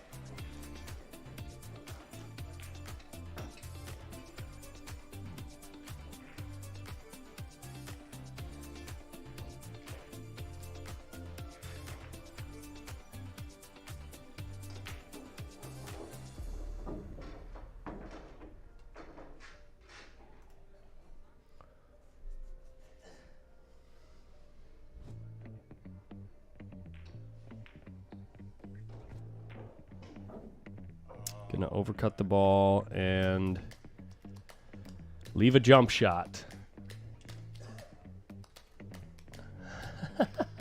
I actually kind of like Upstate Al.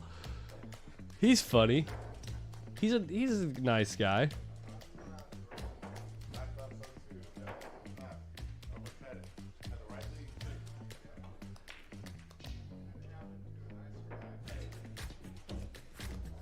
Do I know Anthony Meglino? No, I don't.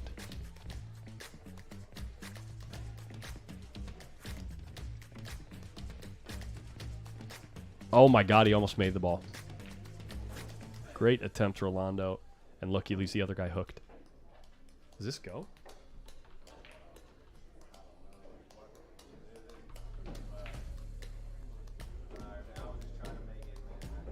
I'm gonna have to go with no. I don't think that goes.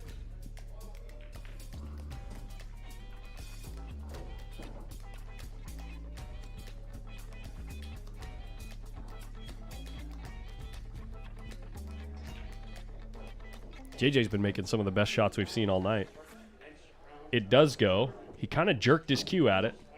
Lost the cue ball a little bit.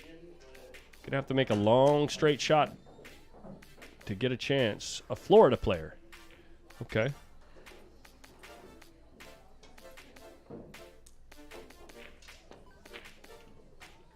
Yeah, moving all over the place. Can't get straight through the ball. A little bit of a hand flip. Is Mark Nealon going to make his first money ball? Mark, do not fail me now, buddy. You got to get there, buddy.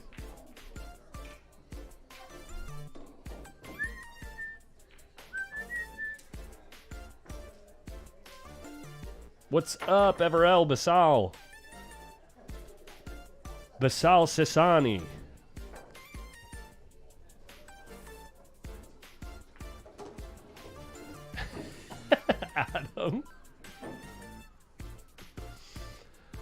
Adam, and I don't ever mean to be derogatory when I say things like this, even though some people might interpret it that way. I honestly am just trying to do my best to say it how I see it. But I think Upstate Al's stream and his commentary and the way that he hangs out on the mic is a perfect representation of a vast majority of the demographic that consumes the game. Not vast majority, a large portion, I should say. Large portion of people. You know, that kind of 45 plus, 50 plus, been playing the game for 30 years. Yeah. Mark Nealon makes his first 10 ball.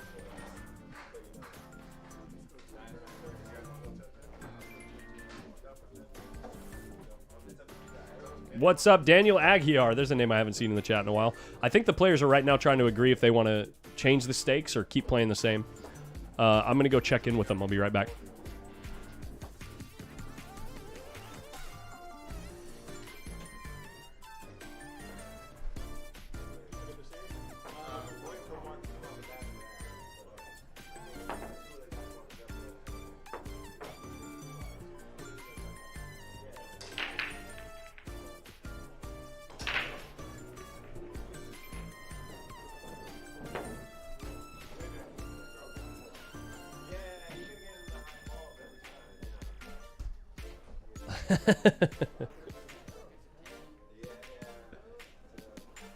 I mean, it's just like anything else, Lee Medina. It's just like anything else.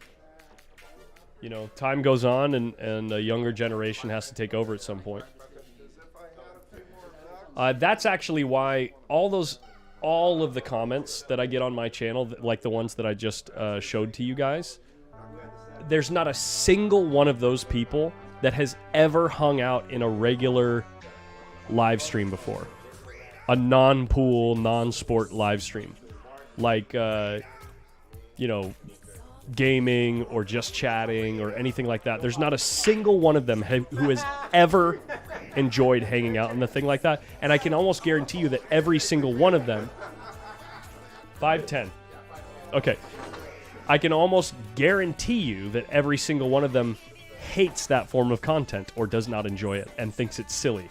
Who would ever sit and watch someone else play a video game? You know, that kind of thing. And this stream is kind of designed to be like those streams because that's the type of content that I like to consume. It's just much more fun, lighthearted, relaxed. Let's all hang out together and and watch something that we can all relate to. Been busy with my daughter's travel softball, and now I'm harvesting. I will be back soon. Take your time, buddy. We can live without your straight stroke around here for a little while, stealing from us.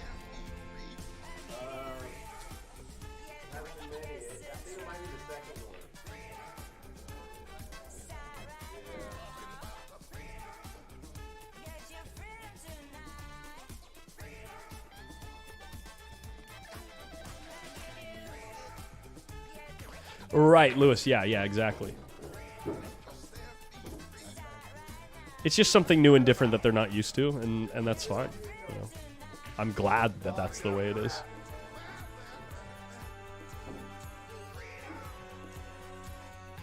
This is so tough to get on the 2 ball here. If Mark gets on the 2 here, let's go, Mark! He clips off the 7 ball and gets just perfect. All right, this song's just a little too hyphy for me. On to the next.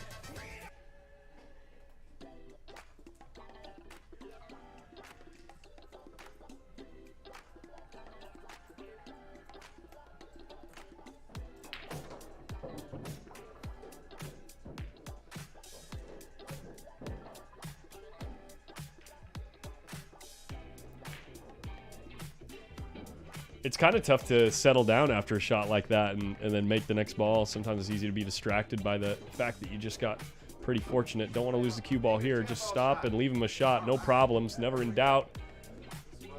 Great shot. He could run into the 10 ball here. Why'd he hit it so hard?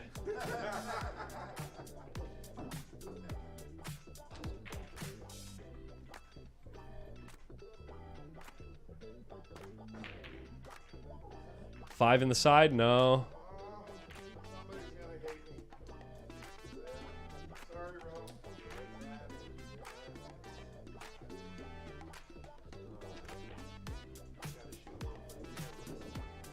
Yes, Jason Riley says it. Thank you. That's the best part about sweating the action, dude. The best part about sweating the action isn't what's happening on the table, it's what you're saying with your friends. Right? It's hanging out with your buddies, having a drink, and having some fun chopping it up. That's what's fun about watching. That's what's fun about sweating the US Open. Oh my God, did you see that match? Did you see the, can you believe in the European Open that Anton shot that 6 ball off the 7? Oh my God. And then watching it live with your friends, that's what's fun, dude. The fun part isn't the commentators, like, saying all the things that you expect them to say. It's like, oh my God. Oh, nice hit. Is this going to go on the side? No such luck. So thank you so much for, that is exactly my intent with the style of covering action the way that I do. It's like, I want to treat it like you and I are hanging out together, sweating the action, because that's what we're doing. Any other way, I just feel like I'm like, dance, monkey, dance. You have to do the thing that I want you to do, and it's like, I don't feel genuine when I do it.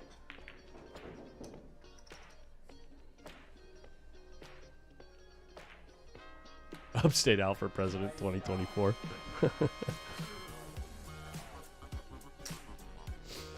Michael Sanders, action with the 5 ball.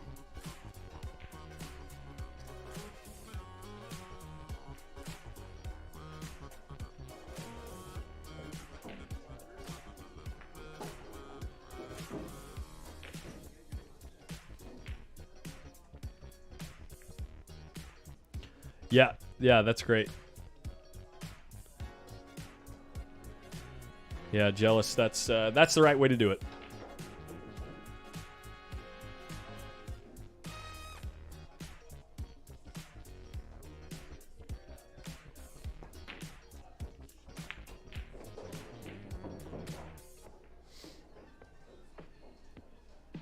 It's like everybody on the table's falling into a coma.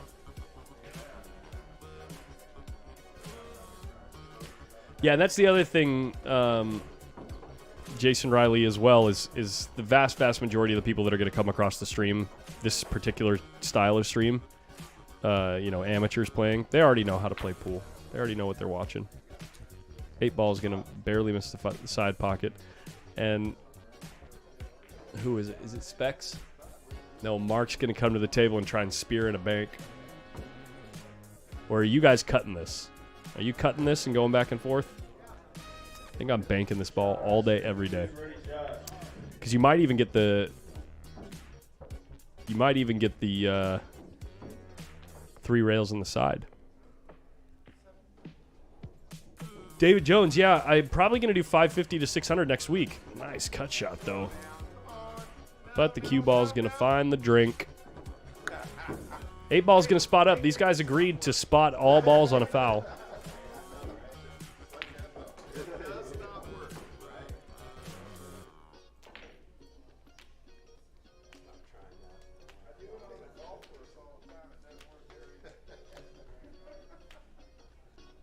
What's up, Jose Navarez?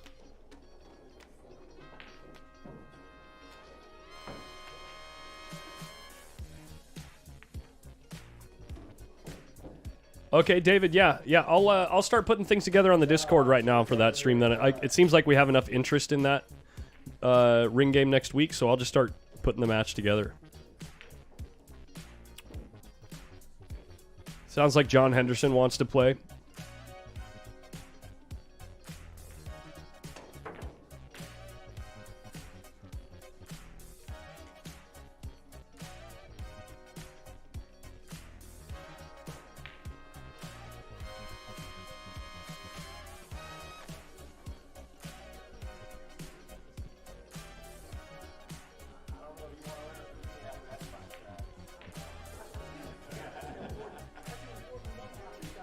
So David Jones, I got you locked in.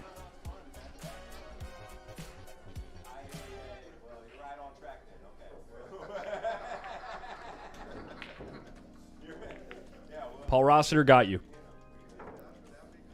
Oh, thank you, man. Thanks. Yeah, I ended up selling the queue because I could use the money.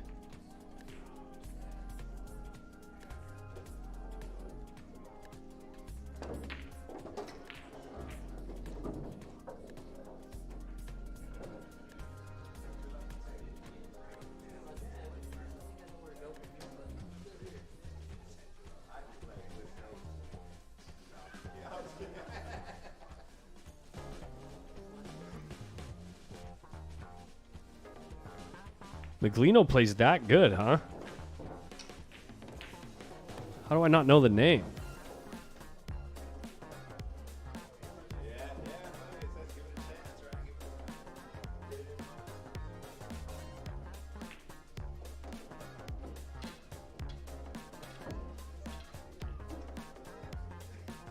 Whole range of emotions.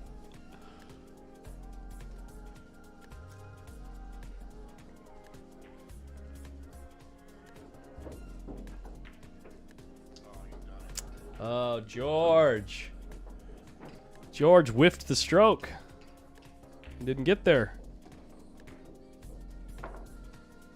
This is an expensive bank right here. It's a $40 bank. And he drills it.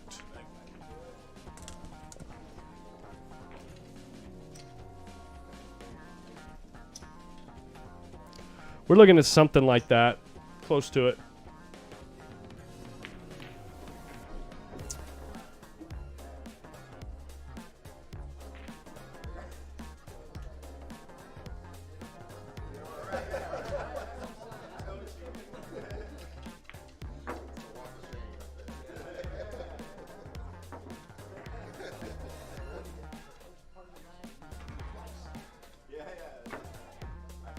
The only time you're on camera not shooting.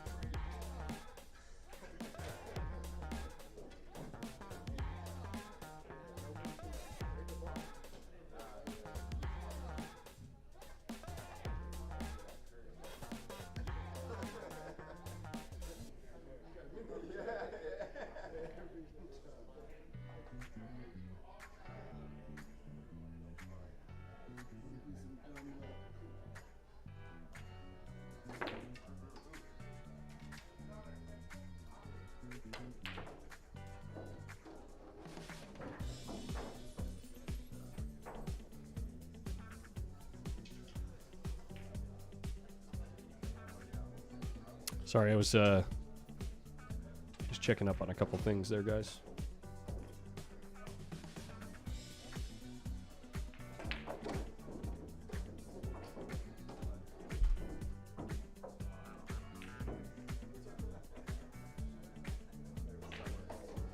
I will definitely keep my eye out for the name there. Man, Mark is just struggling to keep a leash on his cue ball here. He's just pocketing balls and letting the cue ball go. He's kind of chuckling about it right now.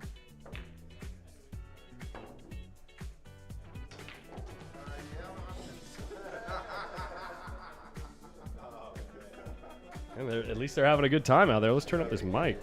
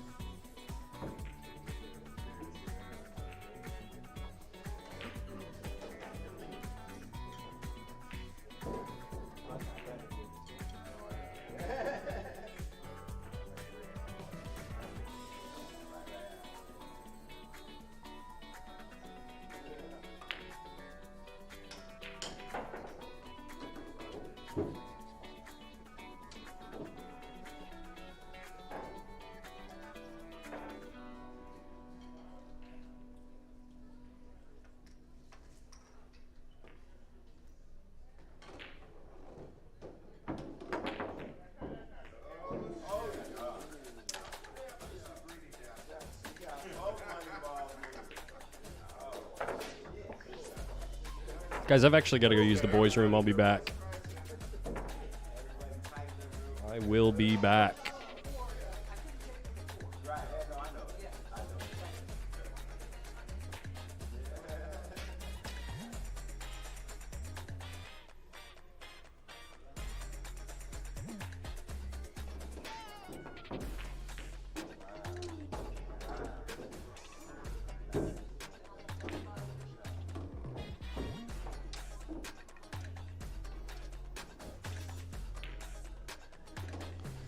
Okay.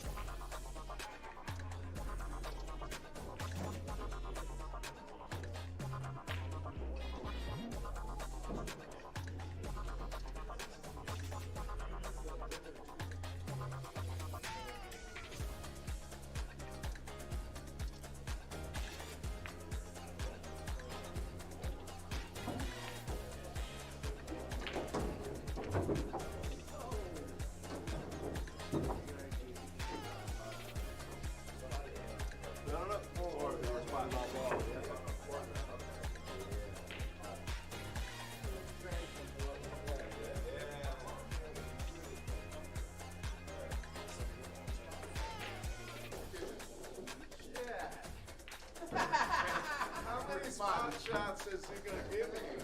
I'm tired of doing it. I'm almost thinking, hey, just give the tempo a run. Let's not get crazy. Oh, come on. Okay, baby. If I'm gonna give them both a run. Yeah, hell yeah.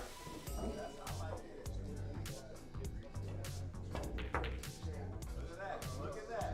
Oh! It's gonna go off the 9. Oh, man. Yeah, like, oh.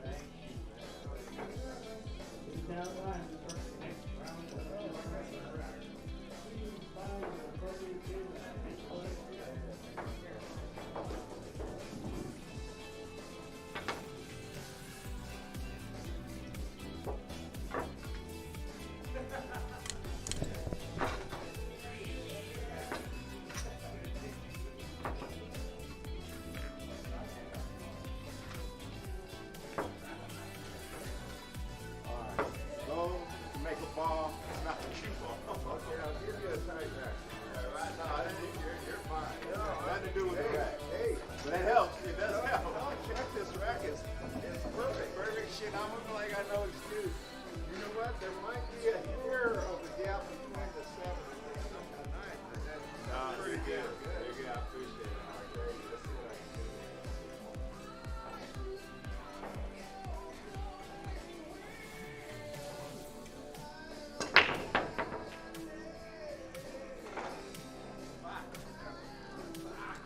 Let's see what I can do. Can't make it.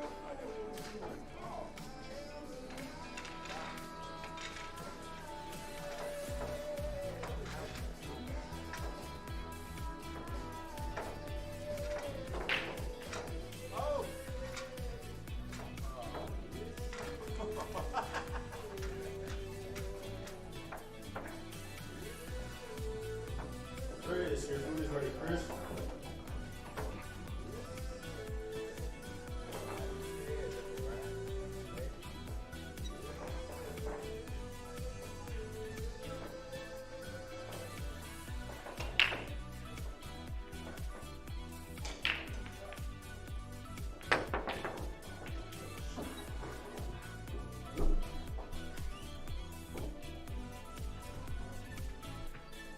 What's up, everybody? This is Collins right back after the restroom.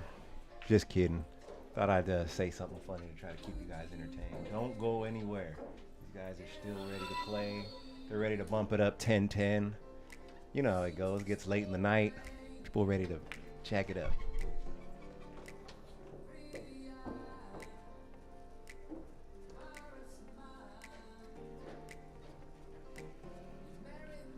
Yeah. Don't change that die.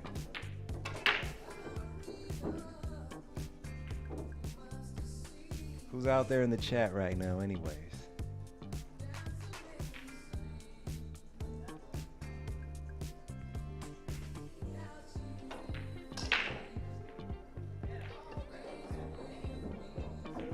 Jason, what's up, man?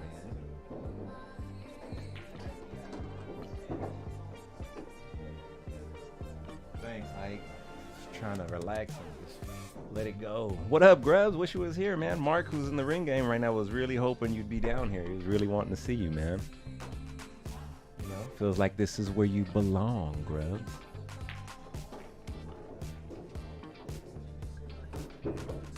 JJ's had some pretty good runs, I feel like, tonight. Strung some good runs together, some good ball runs. Radio Rolando in the house.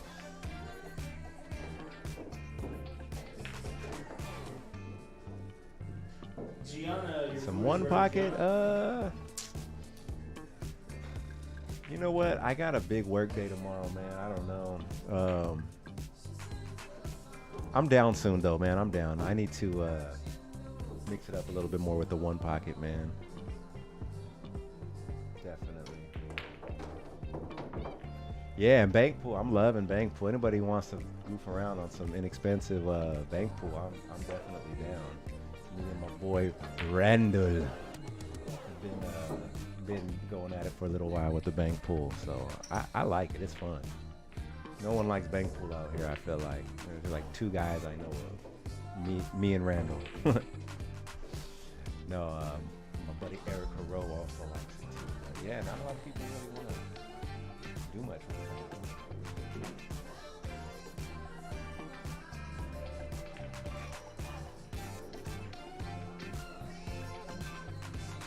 But yeah, Randall, you know, you and me, we could always play some bank pool for pride.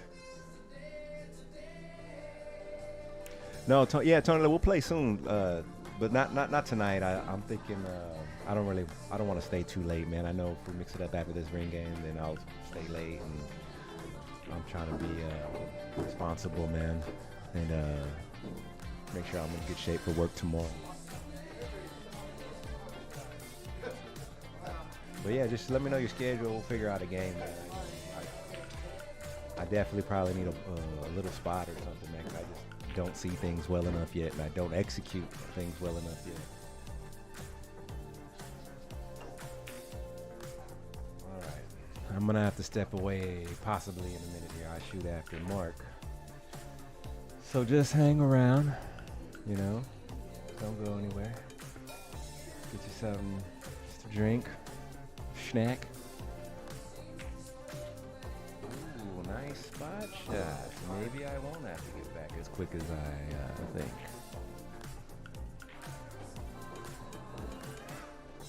But just in case, I'm going to depart now. Ladies and gents, hope y'all doing good.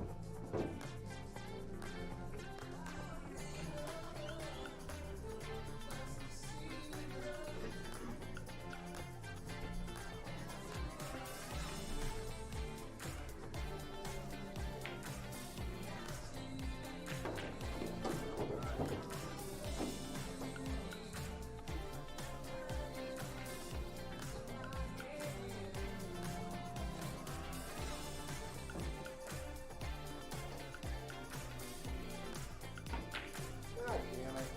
I can't hit a draw shot. Just fell all over the place.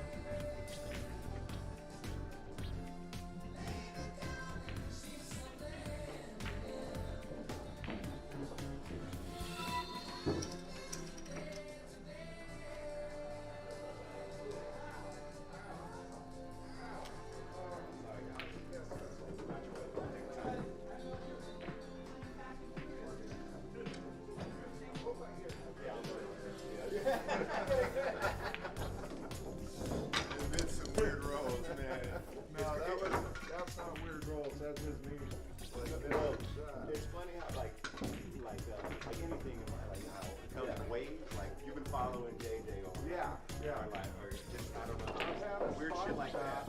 Yeah, Almost four out of five times, you know. It's just weird how it goes. It's weird, yeah.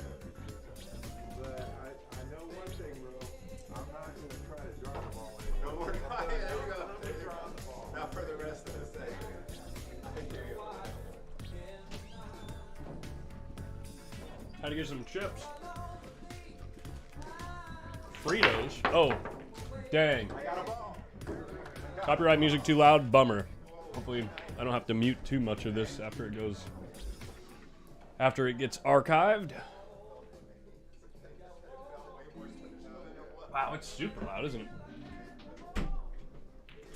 We'll turn that down. We'll turn this up.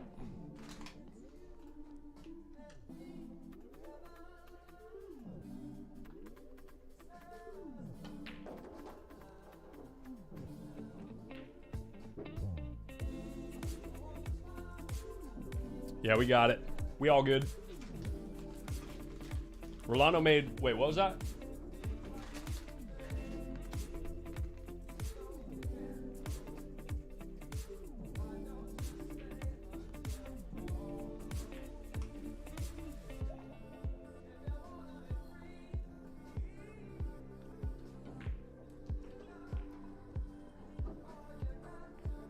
Made a 5 and 2 10s. All right. Rolando, made a 5.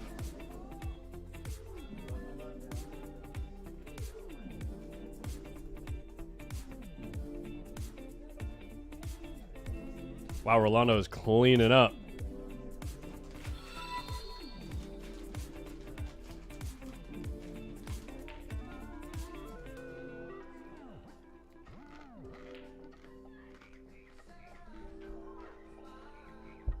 You know, not a whole lot. Nothing's impossible. We're just hanging out, watching some pool. Now I'm eating some chips. I'm actually going to pad my mic for a second and dominate these.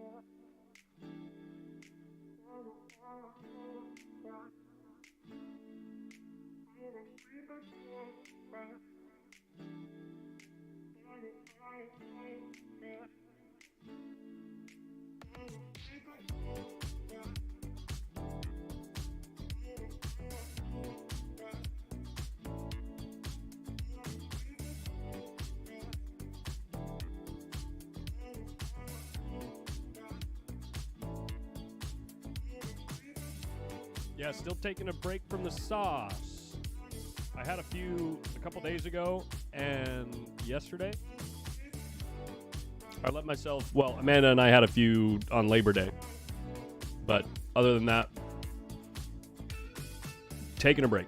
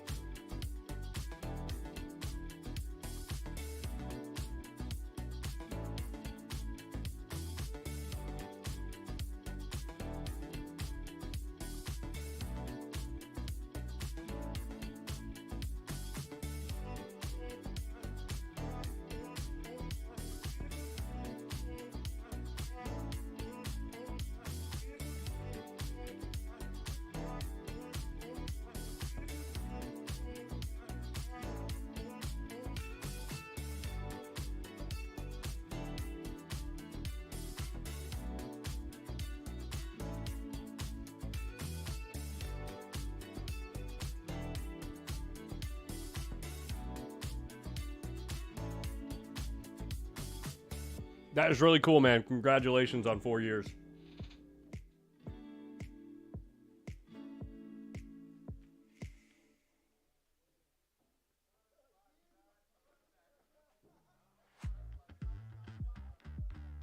What the hell? Oh my God, no way, yeah, yeah.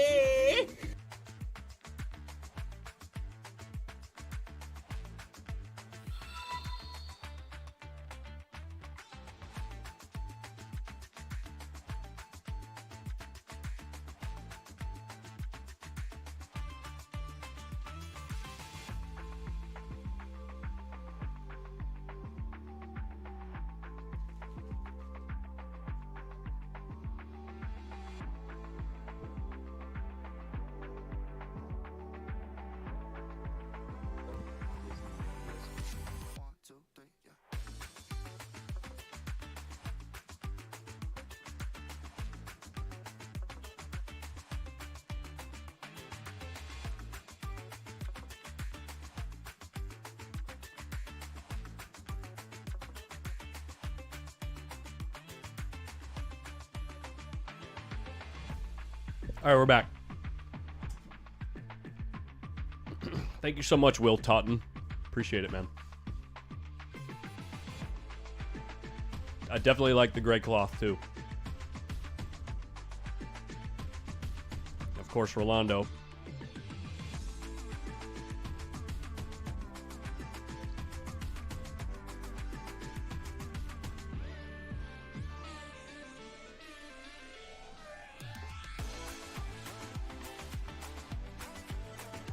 Rolando's definitely getting out here.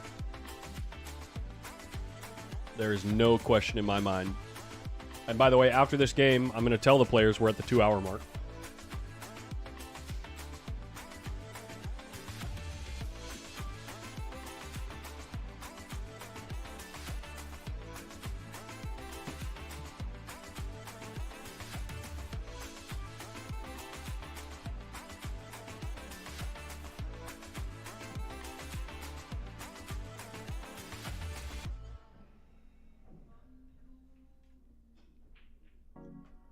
No question in my mind.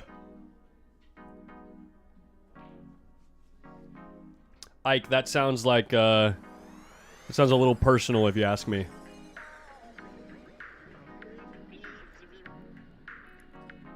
No one asked you.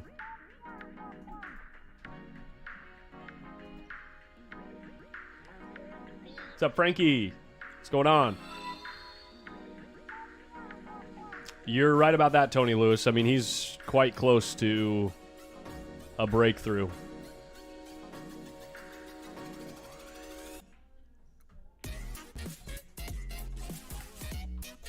Speaking of table one, these guys are still going after it.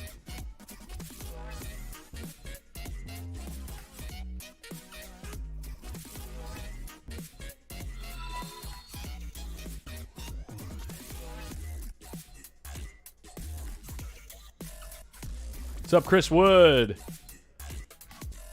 I'm doing good, Frankie. Just had some chips. I got my white monster. It was actually my nickname in high school.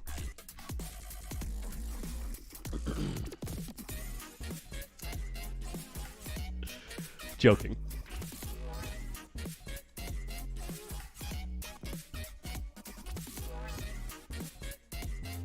Yeah, Rolando's been going through a bit of a level up lately. Honestly, though, earlier tonight when I played him, he played really bad.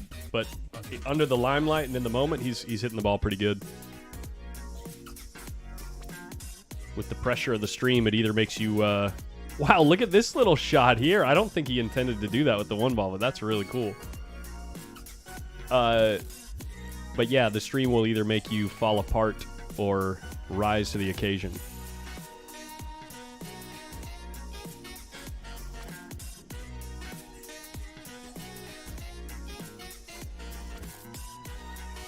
Some dude got my joke.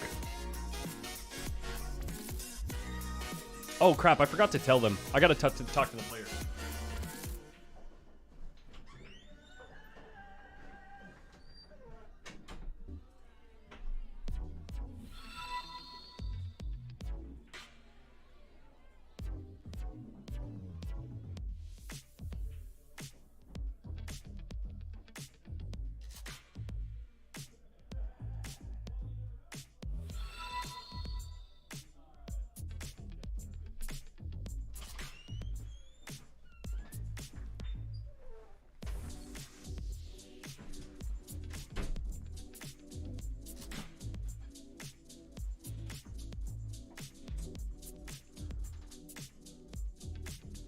It's a nice cue ball by George right there. Nice shot, too. Wow.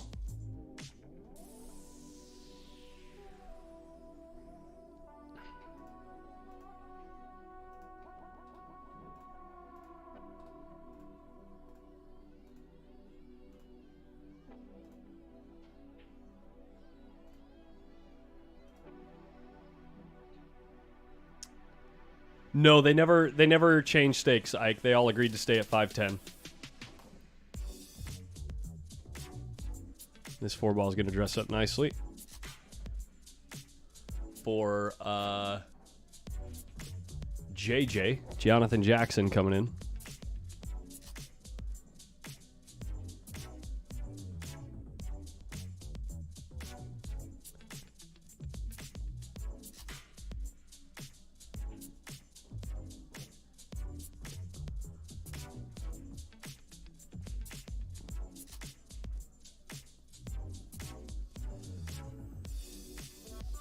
Oh, boy.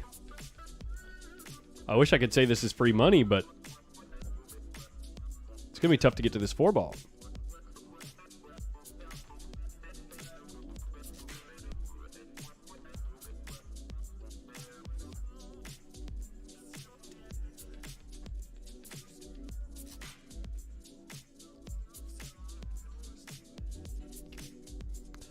Can he see enough of that 4?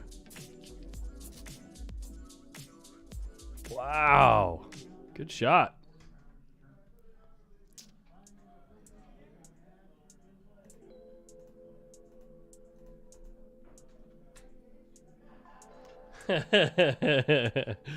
There's some discussions. He says, can we spot that 5? One of the most unique strokes in pool. It hurts my brain to think how many hours went into perfecting it. You should take a quick look on YouTube when you get a chance. I'll look right now, Lloyd.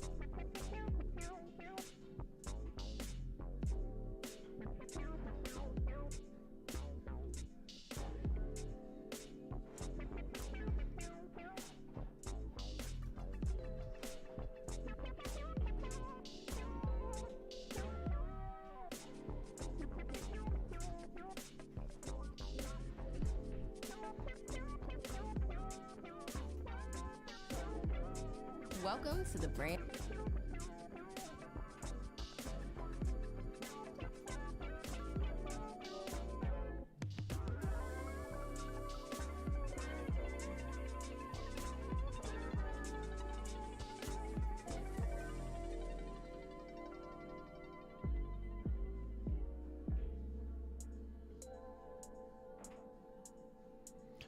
Which guy is Maglino? White shorts or the jeans?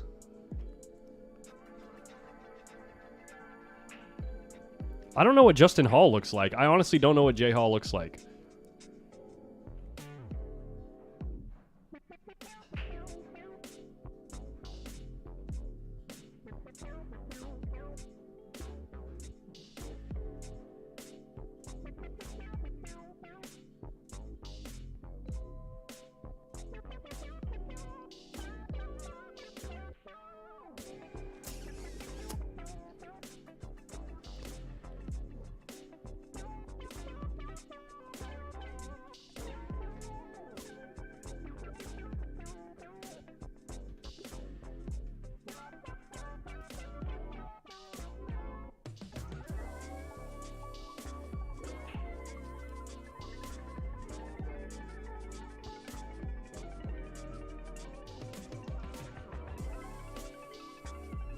Well, the white shorts is not Justin Hall, so that must mean it's Maglino, right?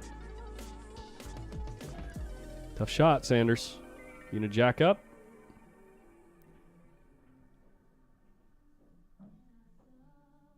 Or are you gonna roll it forward at 1,000,000 miles an hour?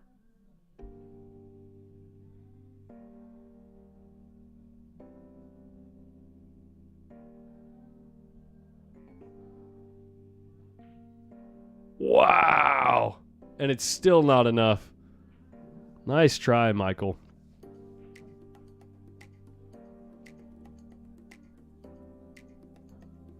Nice try, Monsieur Sanders.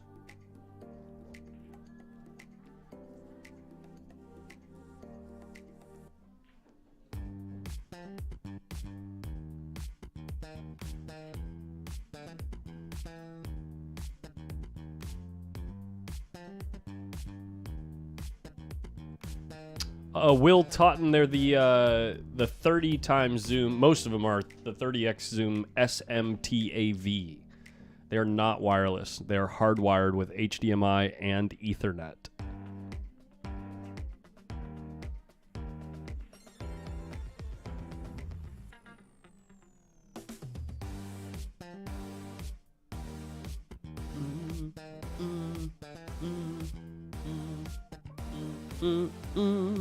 Oh my.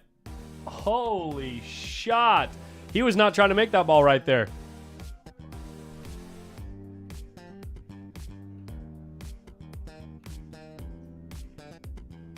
Little bit of fortune, baby, for George Loera.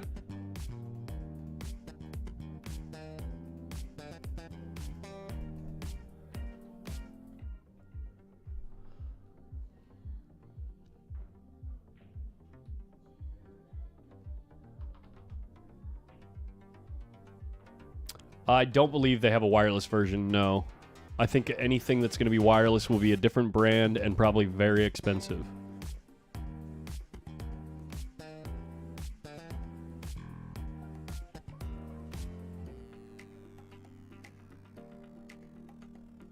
Hey, Cody Parker, it's my pleasure. That was a lot of fun.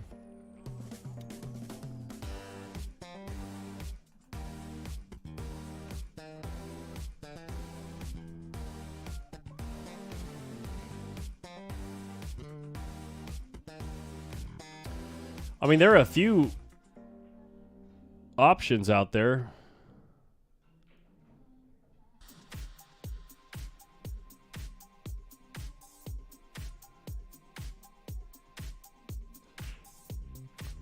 But I don't think they're wireless, actually.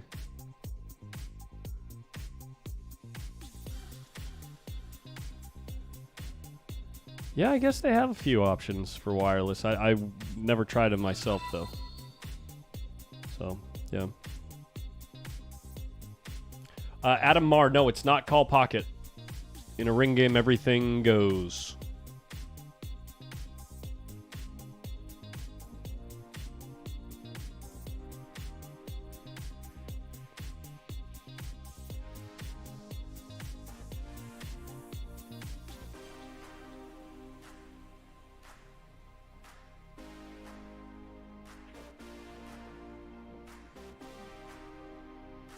Oops.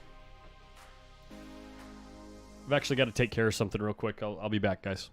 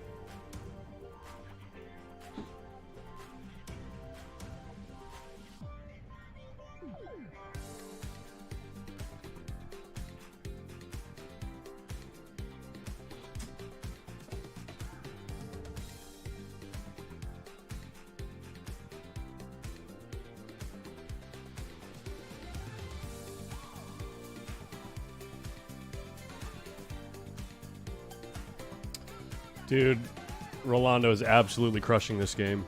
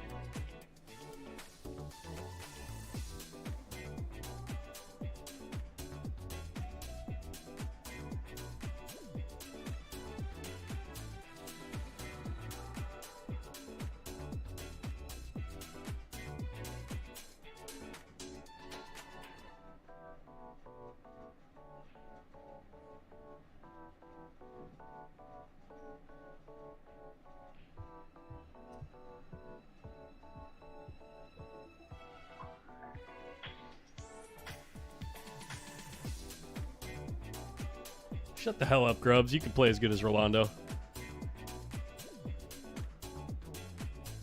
Let's go, JJ.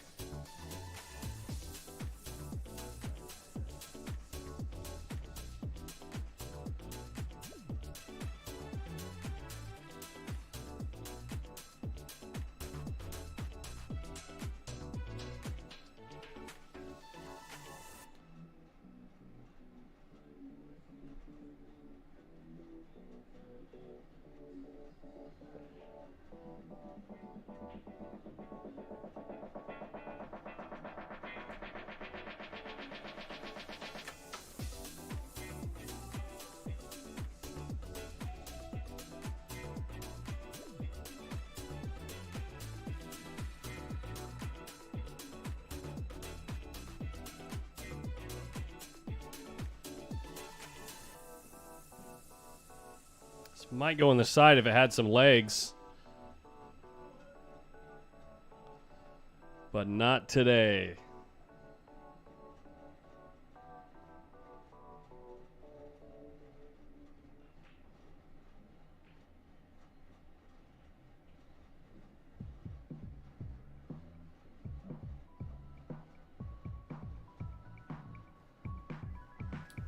Will it get back around to Rolando? Probably, but he's probably not going to have a shot.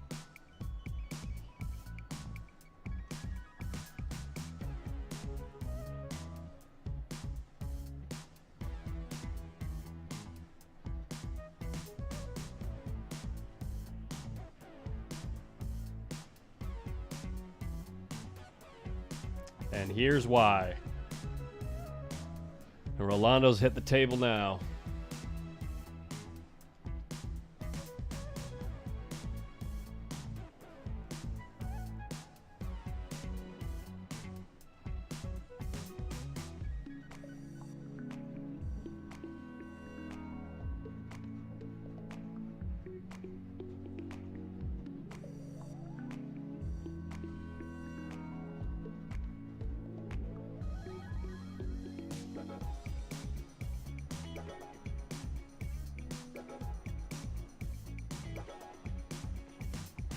Double kiss, almost scratches.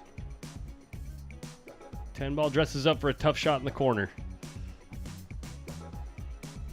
Let's go, JJ. Stay down. Don't shake.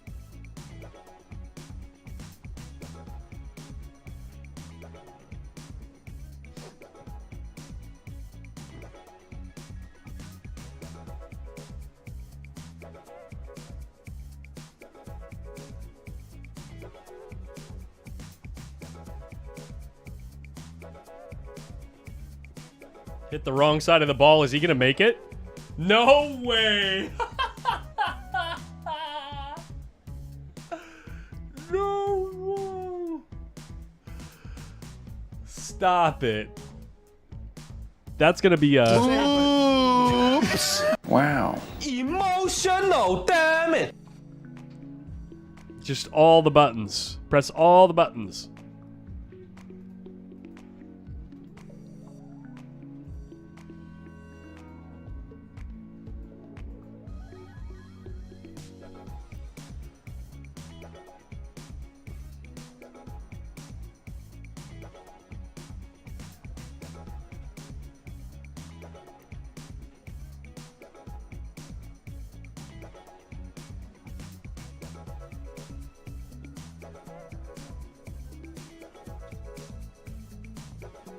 When you're aiming to cut it straight in the corner. What the hell? Oh my God! No way!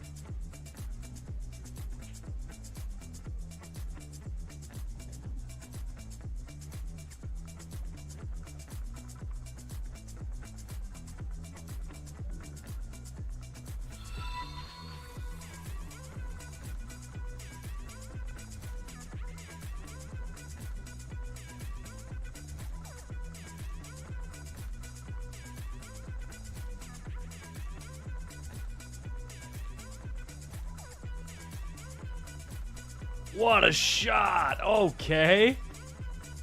Okay, Sanders.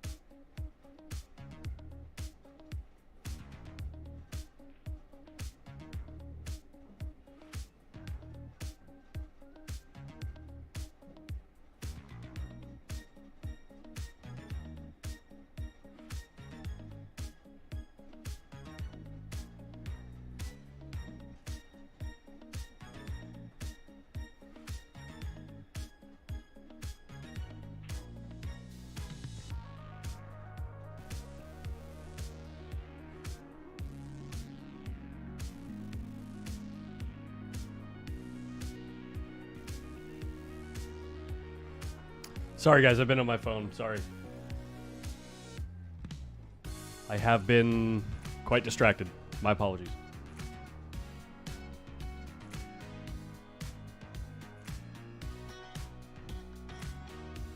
What happened with JJ?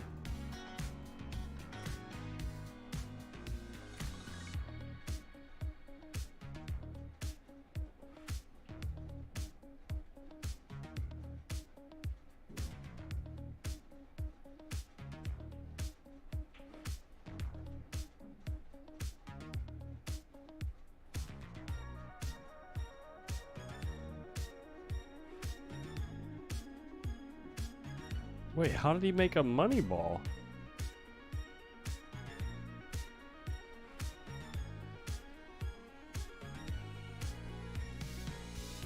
I made the 10. Oh, wait a second.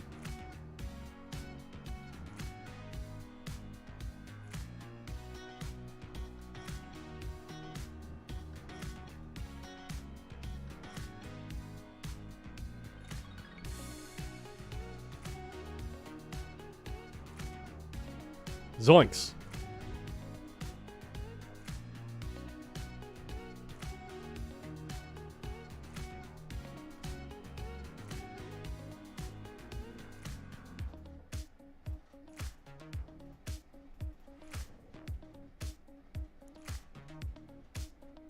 I think Mark Nealon is bust.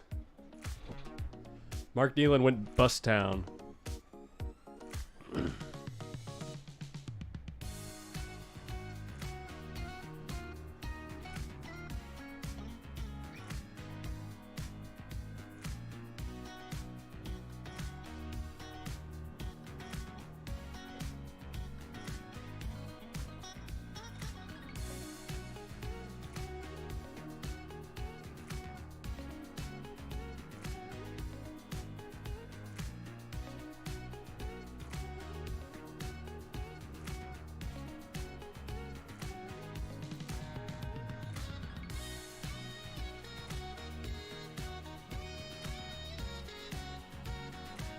No, you don't cut this ball. You bank it every time. This is a bank shot. I think he left. I don't see him out there. He said hi to you, by the way.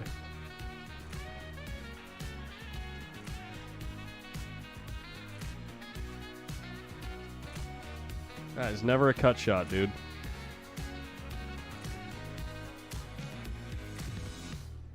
In a ring game, that's a bank shot. I'll tell you what's a bank shot in the ring game right here. The bank 8-10 combo.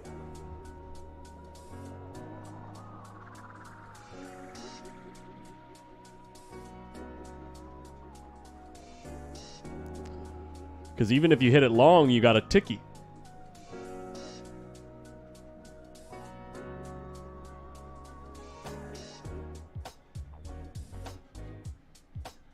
Oh, no, no, no.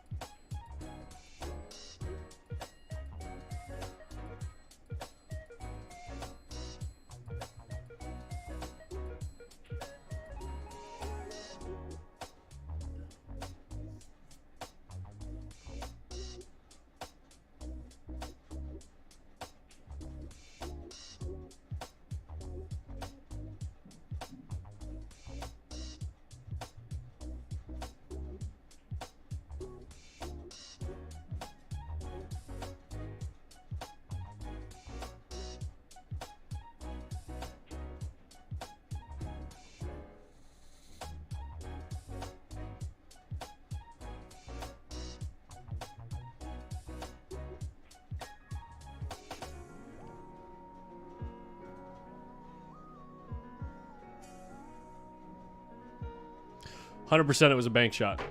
100%.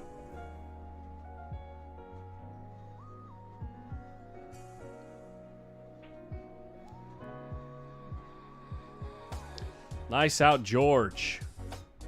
I think I got time for about 2 more games. I'm going to let him know.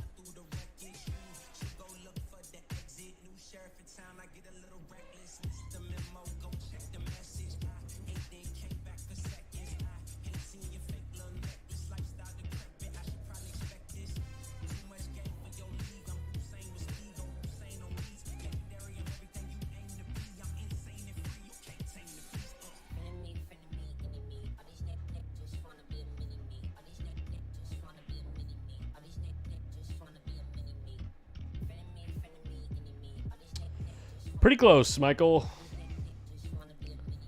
Pretty close. He's like, do you want me to shoot again?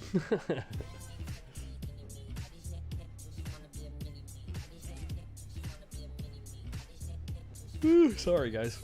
Crashing a little bit here.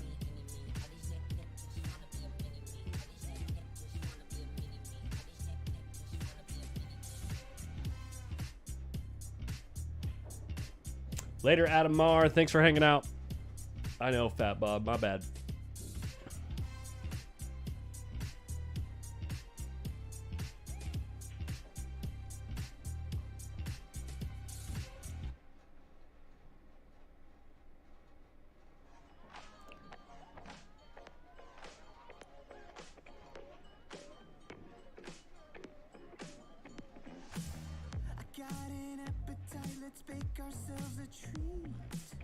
Here's the spear bank.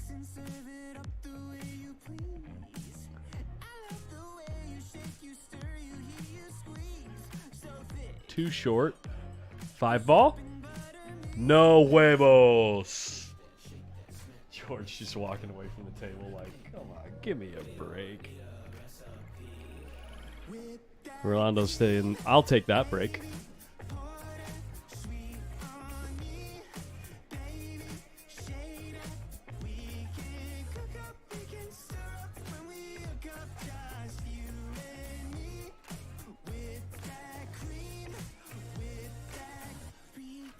That'll work as a blocker.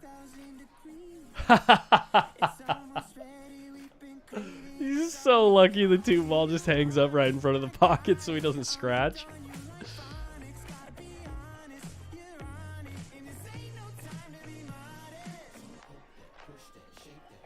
Hey, Marty Smalls, the sniper's going to be playing on the 15th. A week from Friday. Hey, have a good night, Marty Smalls. We will be done here in about the next 5-10 minutes. Maybe 15-20, because they're going to play 2 more games after this. This is a foul, right? No, he hit it good. Oh, and he got the love off the 10.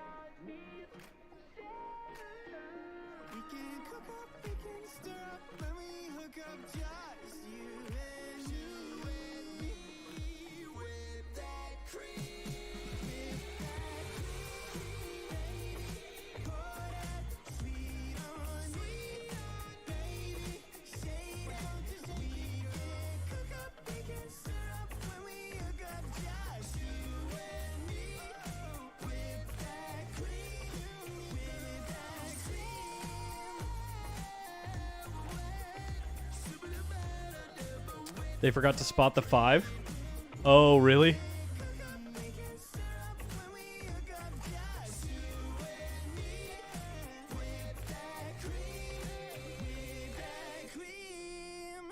Oh, no, because the 2 was not on the table after the shot. The only lower number ball than the 5 that was on the table after the shot was the 3 ball. You gotta have 2 lower number balls still remaining on the table after the shot in order for the ball to spot.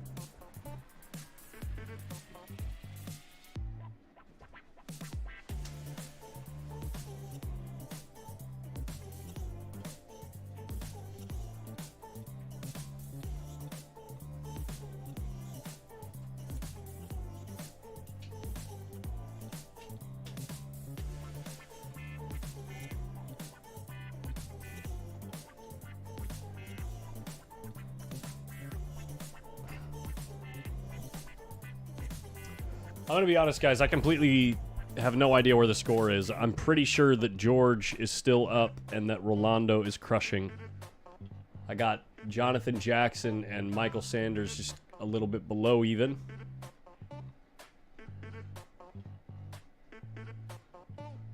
And then obviously Mark Nealand went to Bustown. And now Rolando's going to make another 10 ball.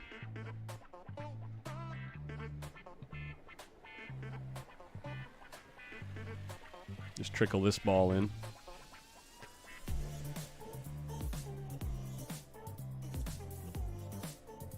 Don't get fancy. Don't try to come to the other side of it. Just roll it.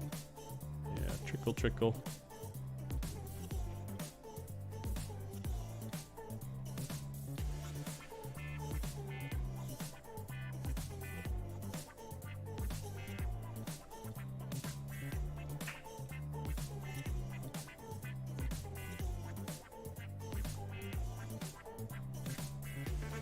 Hit that ball great. And Rolando's going to make another 30 bucks.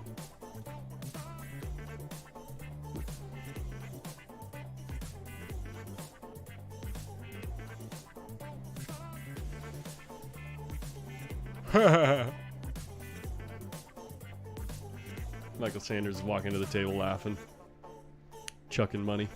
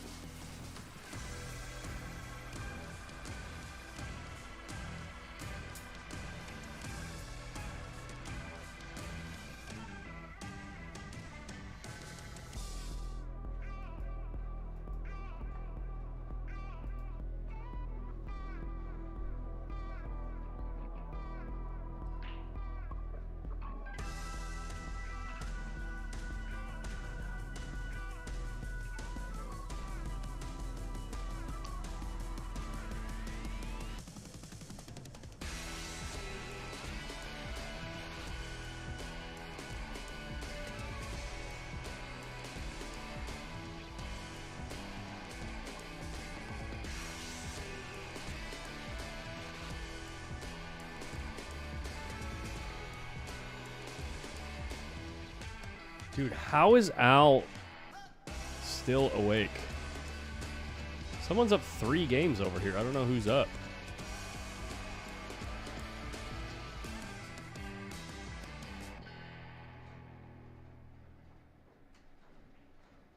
It's a nice shot by JJ. Is he going to get there? Only just.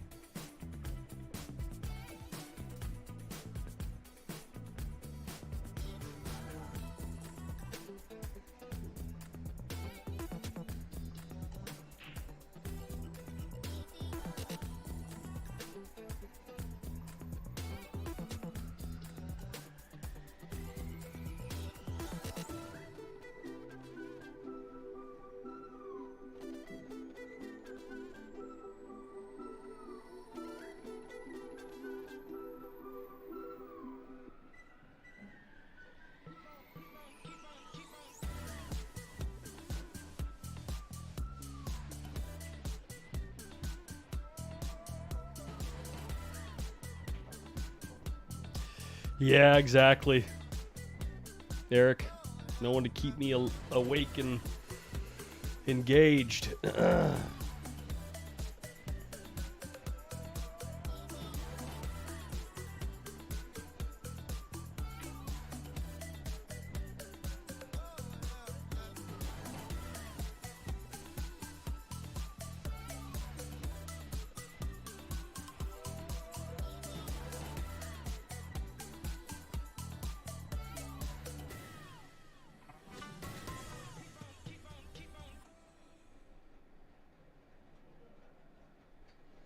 A little tired. A little tired.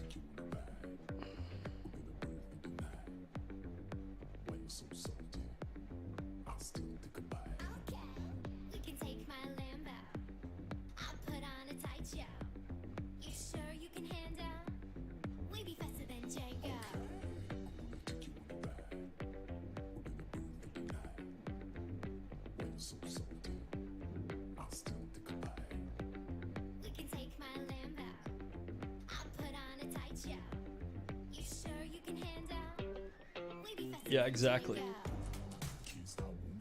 I would agree.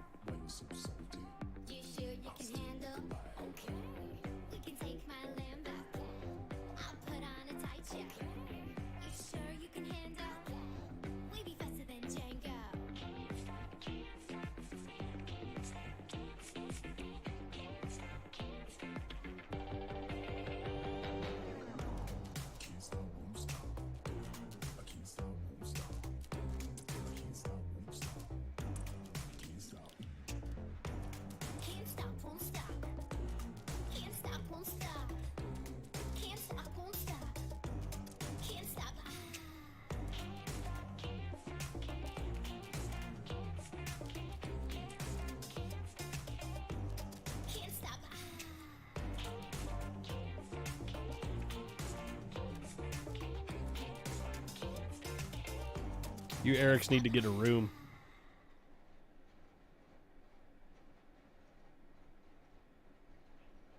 Get a room, brubs.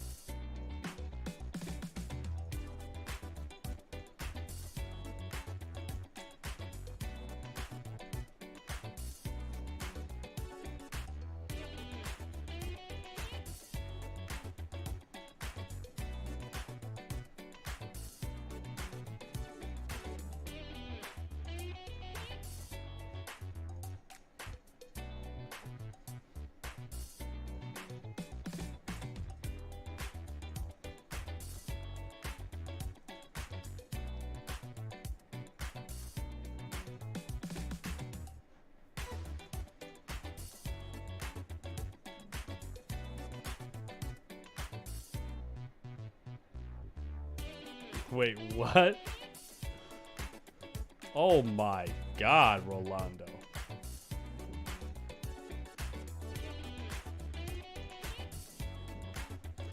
No, you can't shoot this on the side. I think you have to punch this in the corner and stun the cue ball at the 10 here.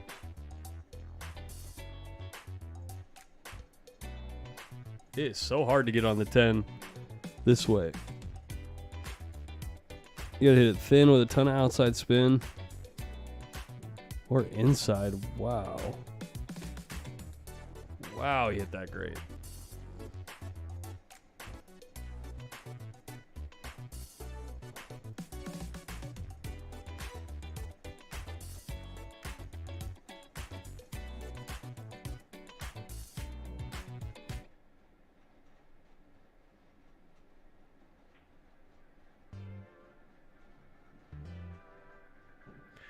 Yeah, that's the thing that we all do, isn't it?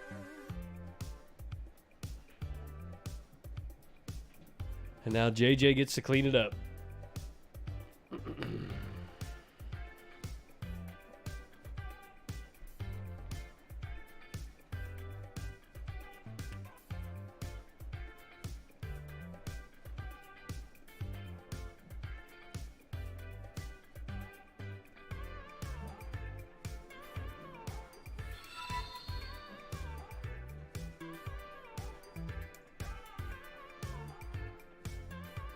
Last game.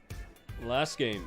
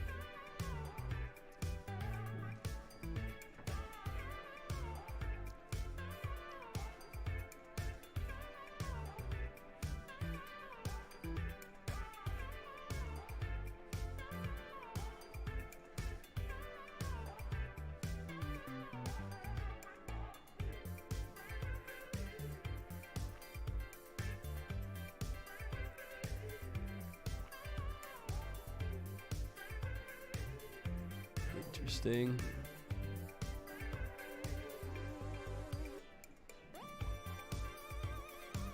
Obviously, you got to play the 3 ball here, but what's going to happen with the 2?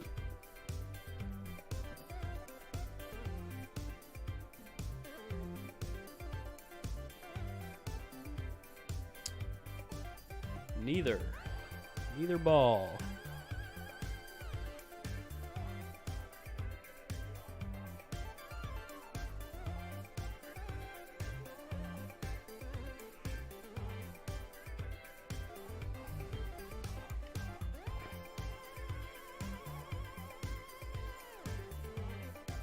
Might be able to play the 2 off the 8 here.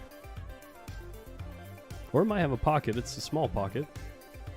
Shot it at the 9. Yeah.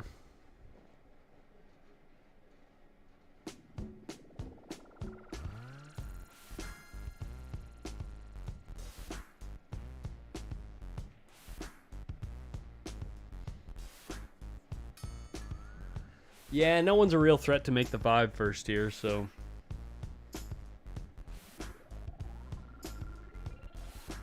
Honestly, I might bank the 2 ball at the 10 right here. I'd just send it right at the 10 ball.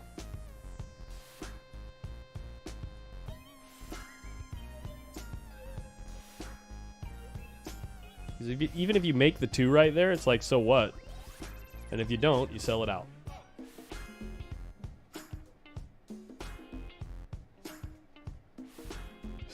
Sorry guys, I know you hate it. It's getting late for me.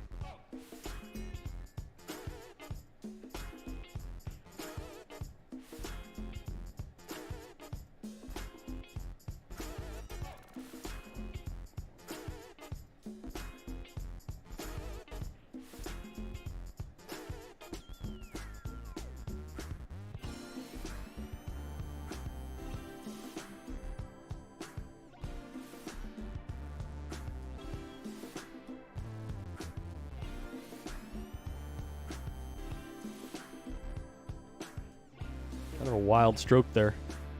You lost the cue ball for it.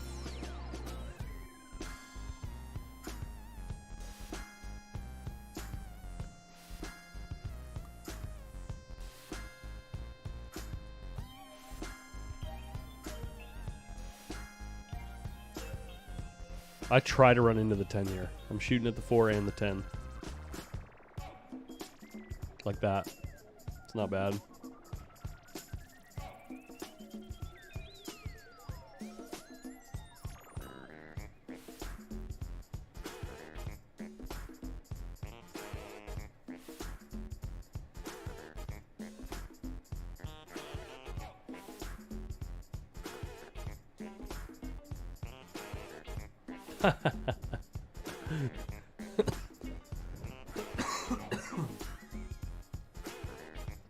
George getting a little greedy with the 10 ball there.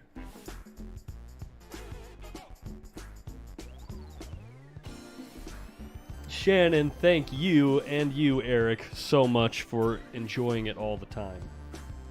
You guys are awesome.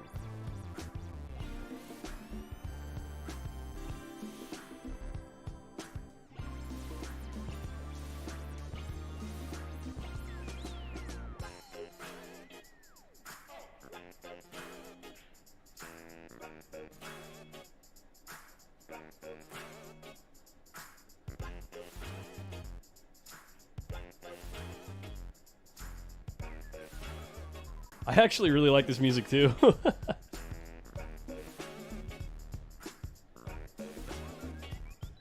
Oh, I can turn the room mic back up, by the way.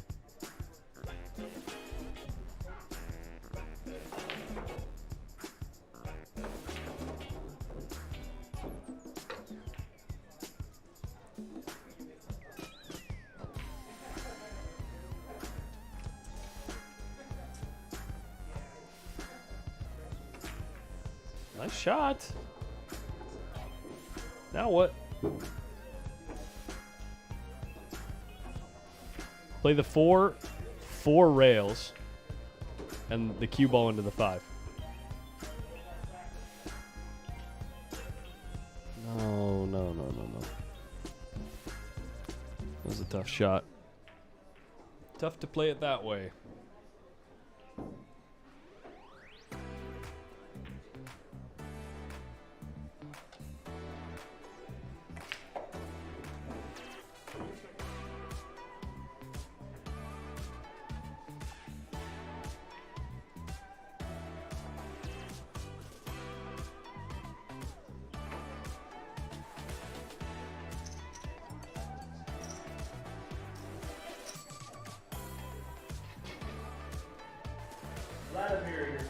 Ladder.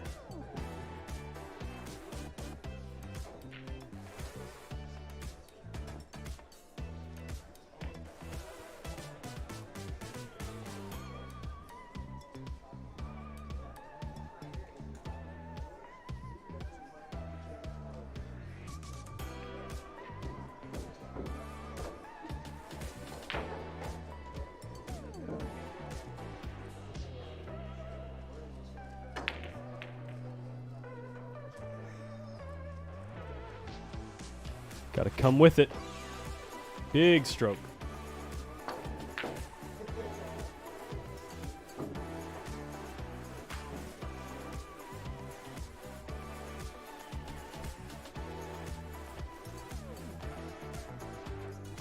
Karam isn't on because there's a kiss. 5-ball double kisses. Shannon, I'm up up in Browns Valley tomorrow. I gotta be up around 6.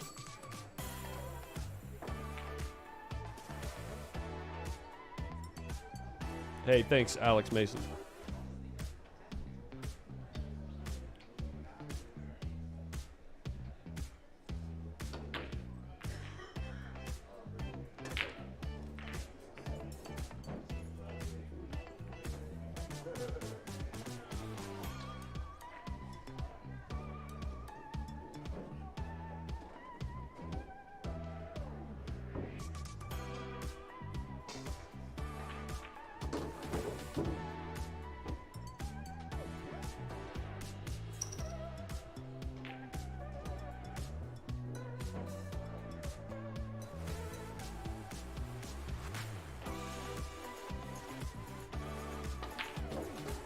Holy wild stroke, man.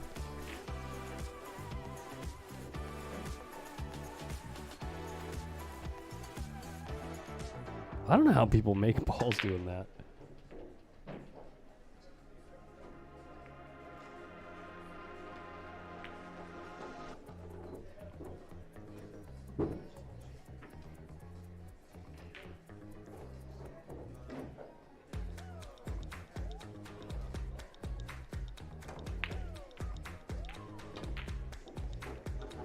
And JJ gets out. Really nice out. There you go. Well deserved. Yikes. All right, guys. That's going to do it for tonight. I'm going to get these guys cashed out. Like I said, I think that JJ ended up either just above even or he was right around even. George Loera might have gotten down to even too because he didn't make too much in those last few games. But Rolando crushed it. Mark Nealand went broke. We had a good time. So, yeah, I'm going to get these guys cashed out, head home, and cuddle with the missus.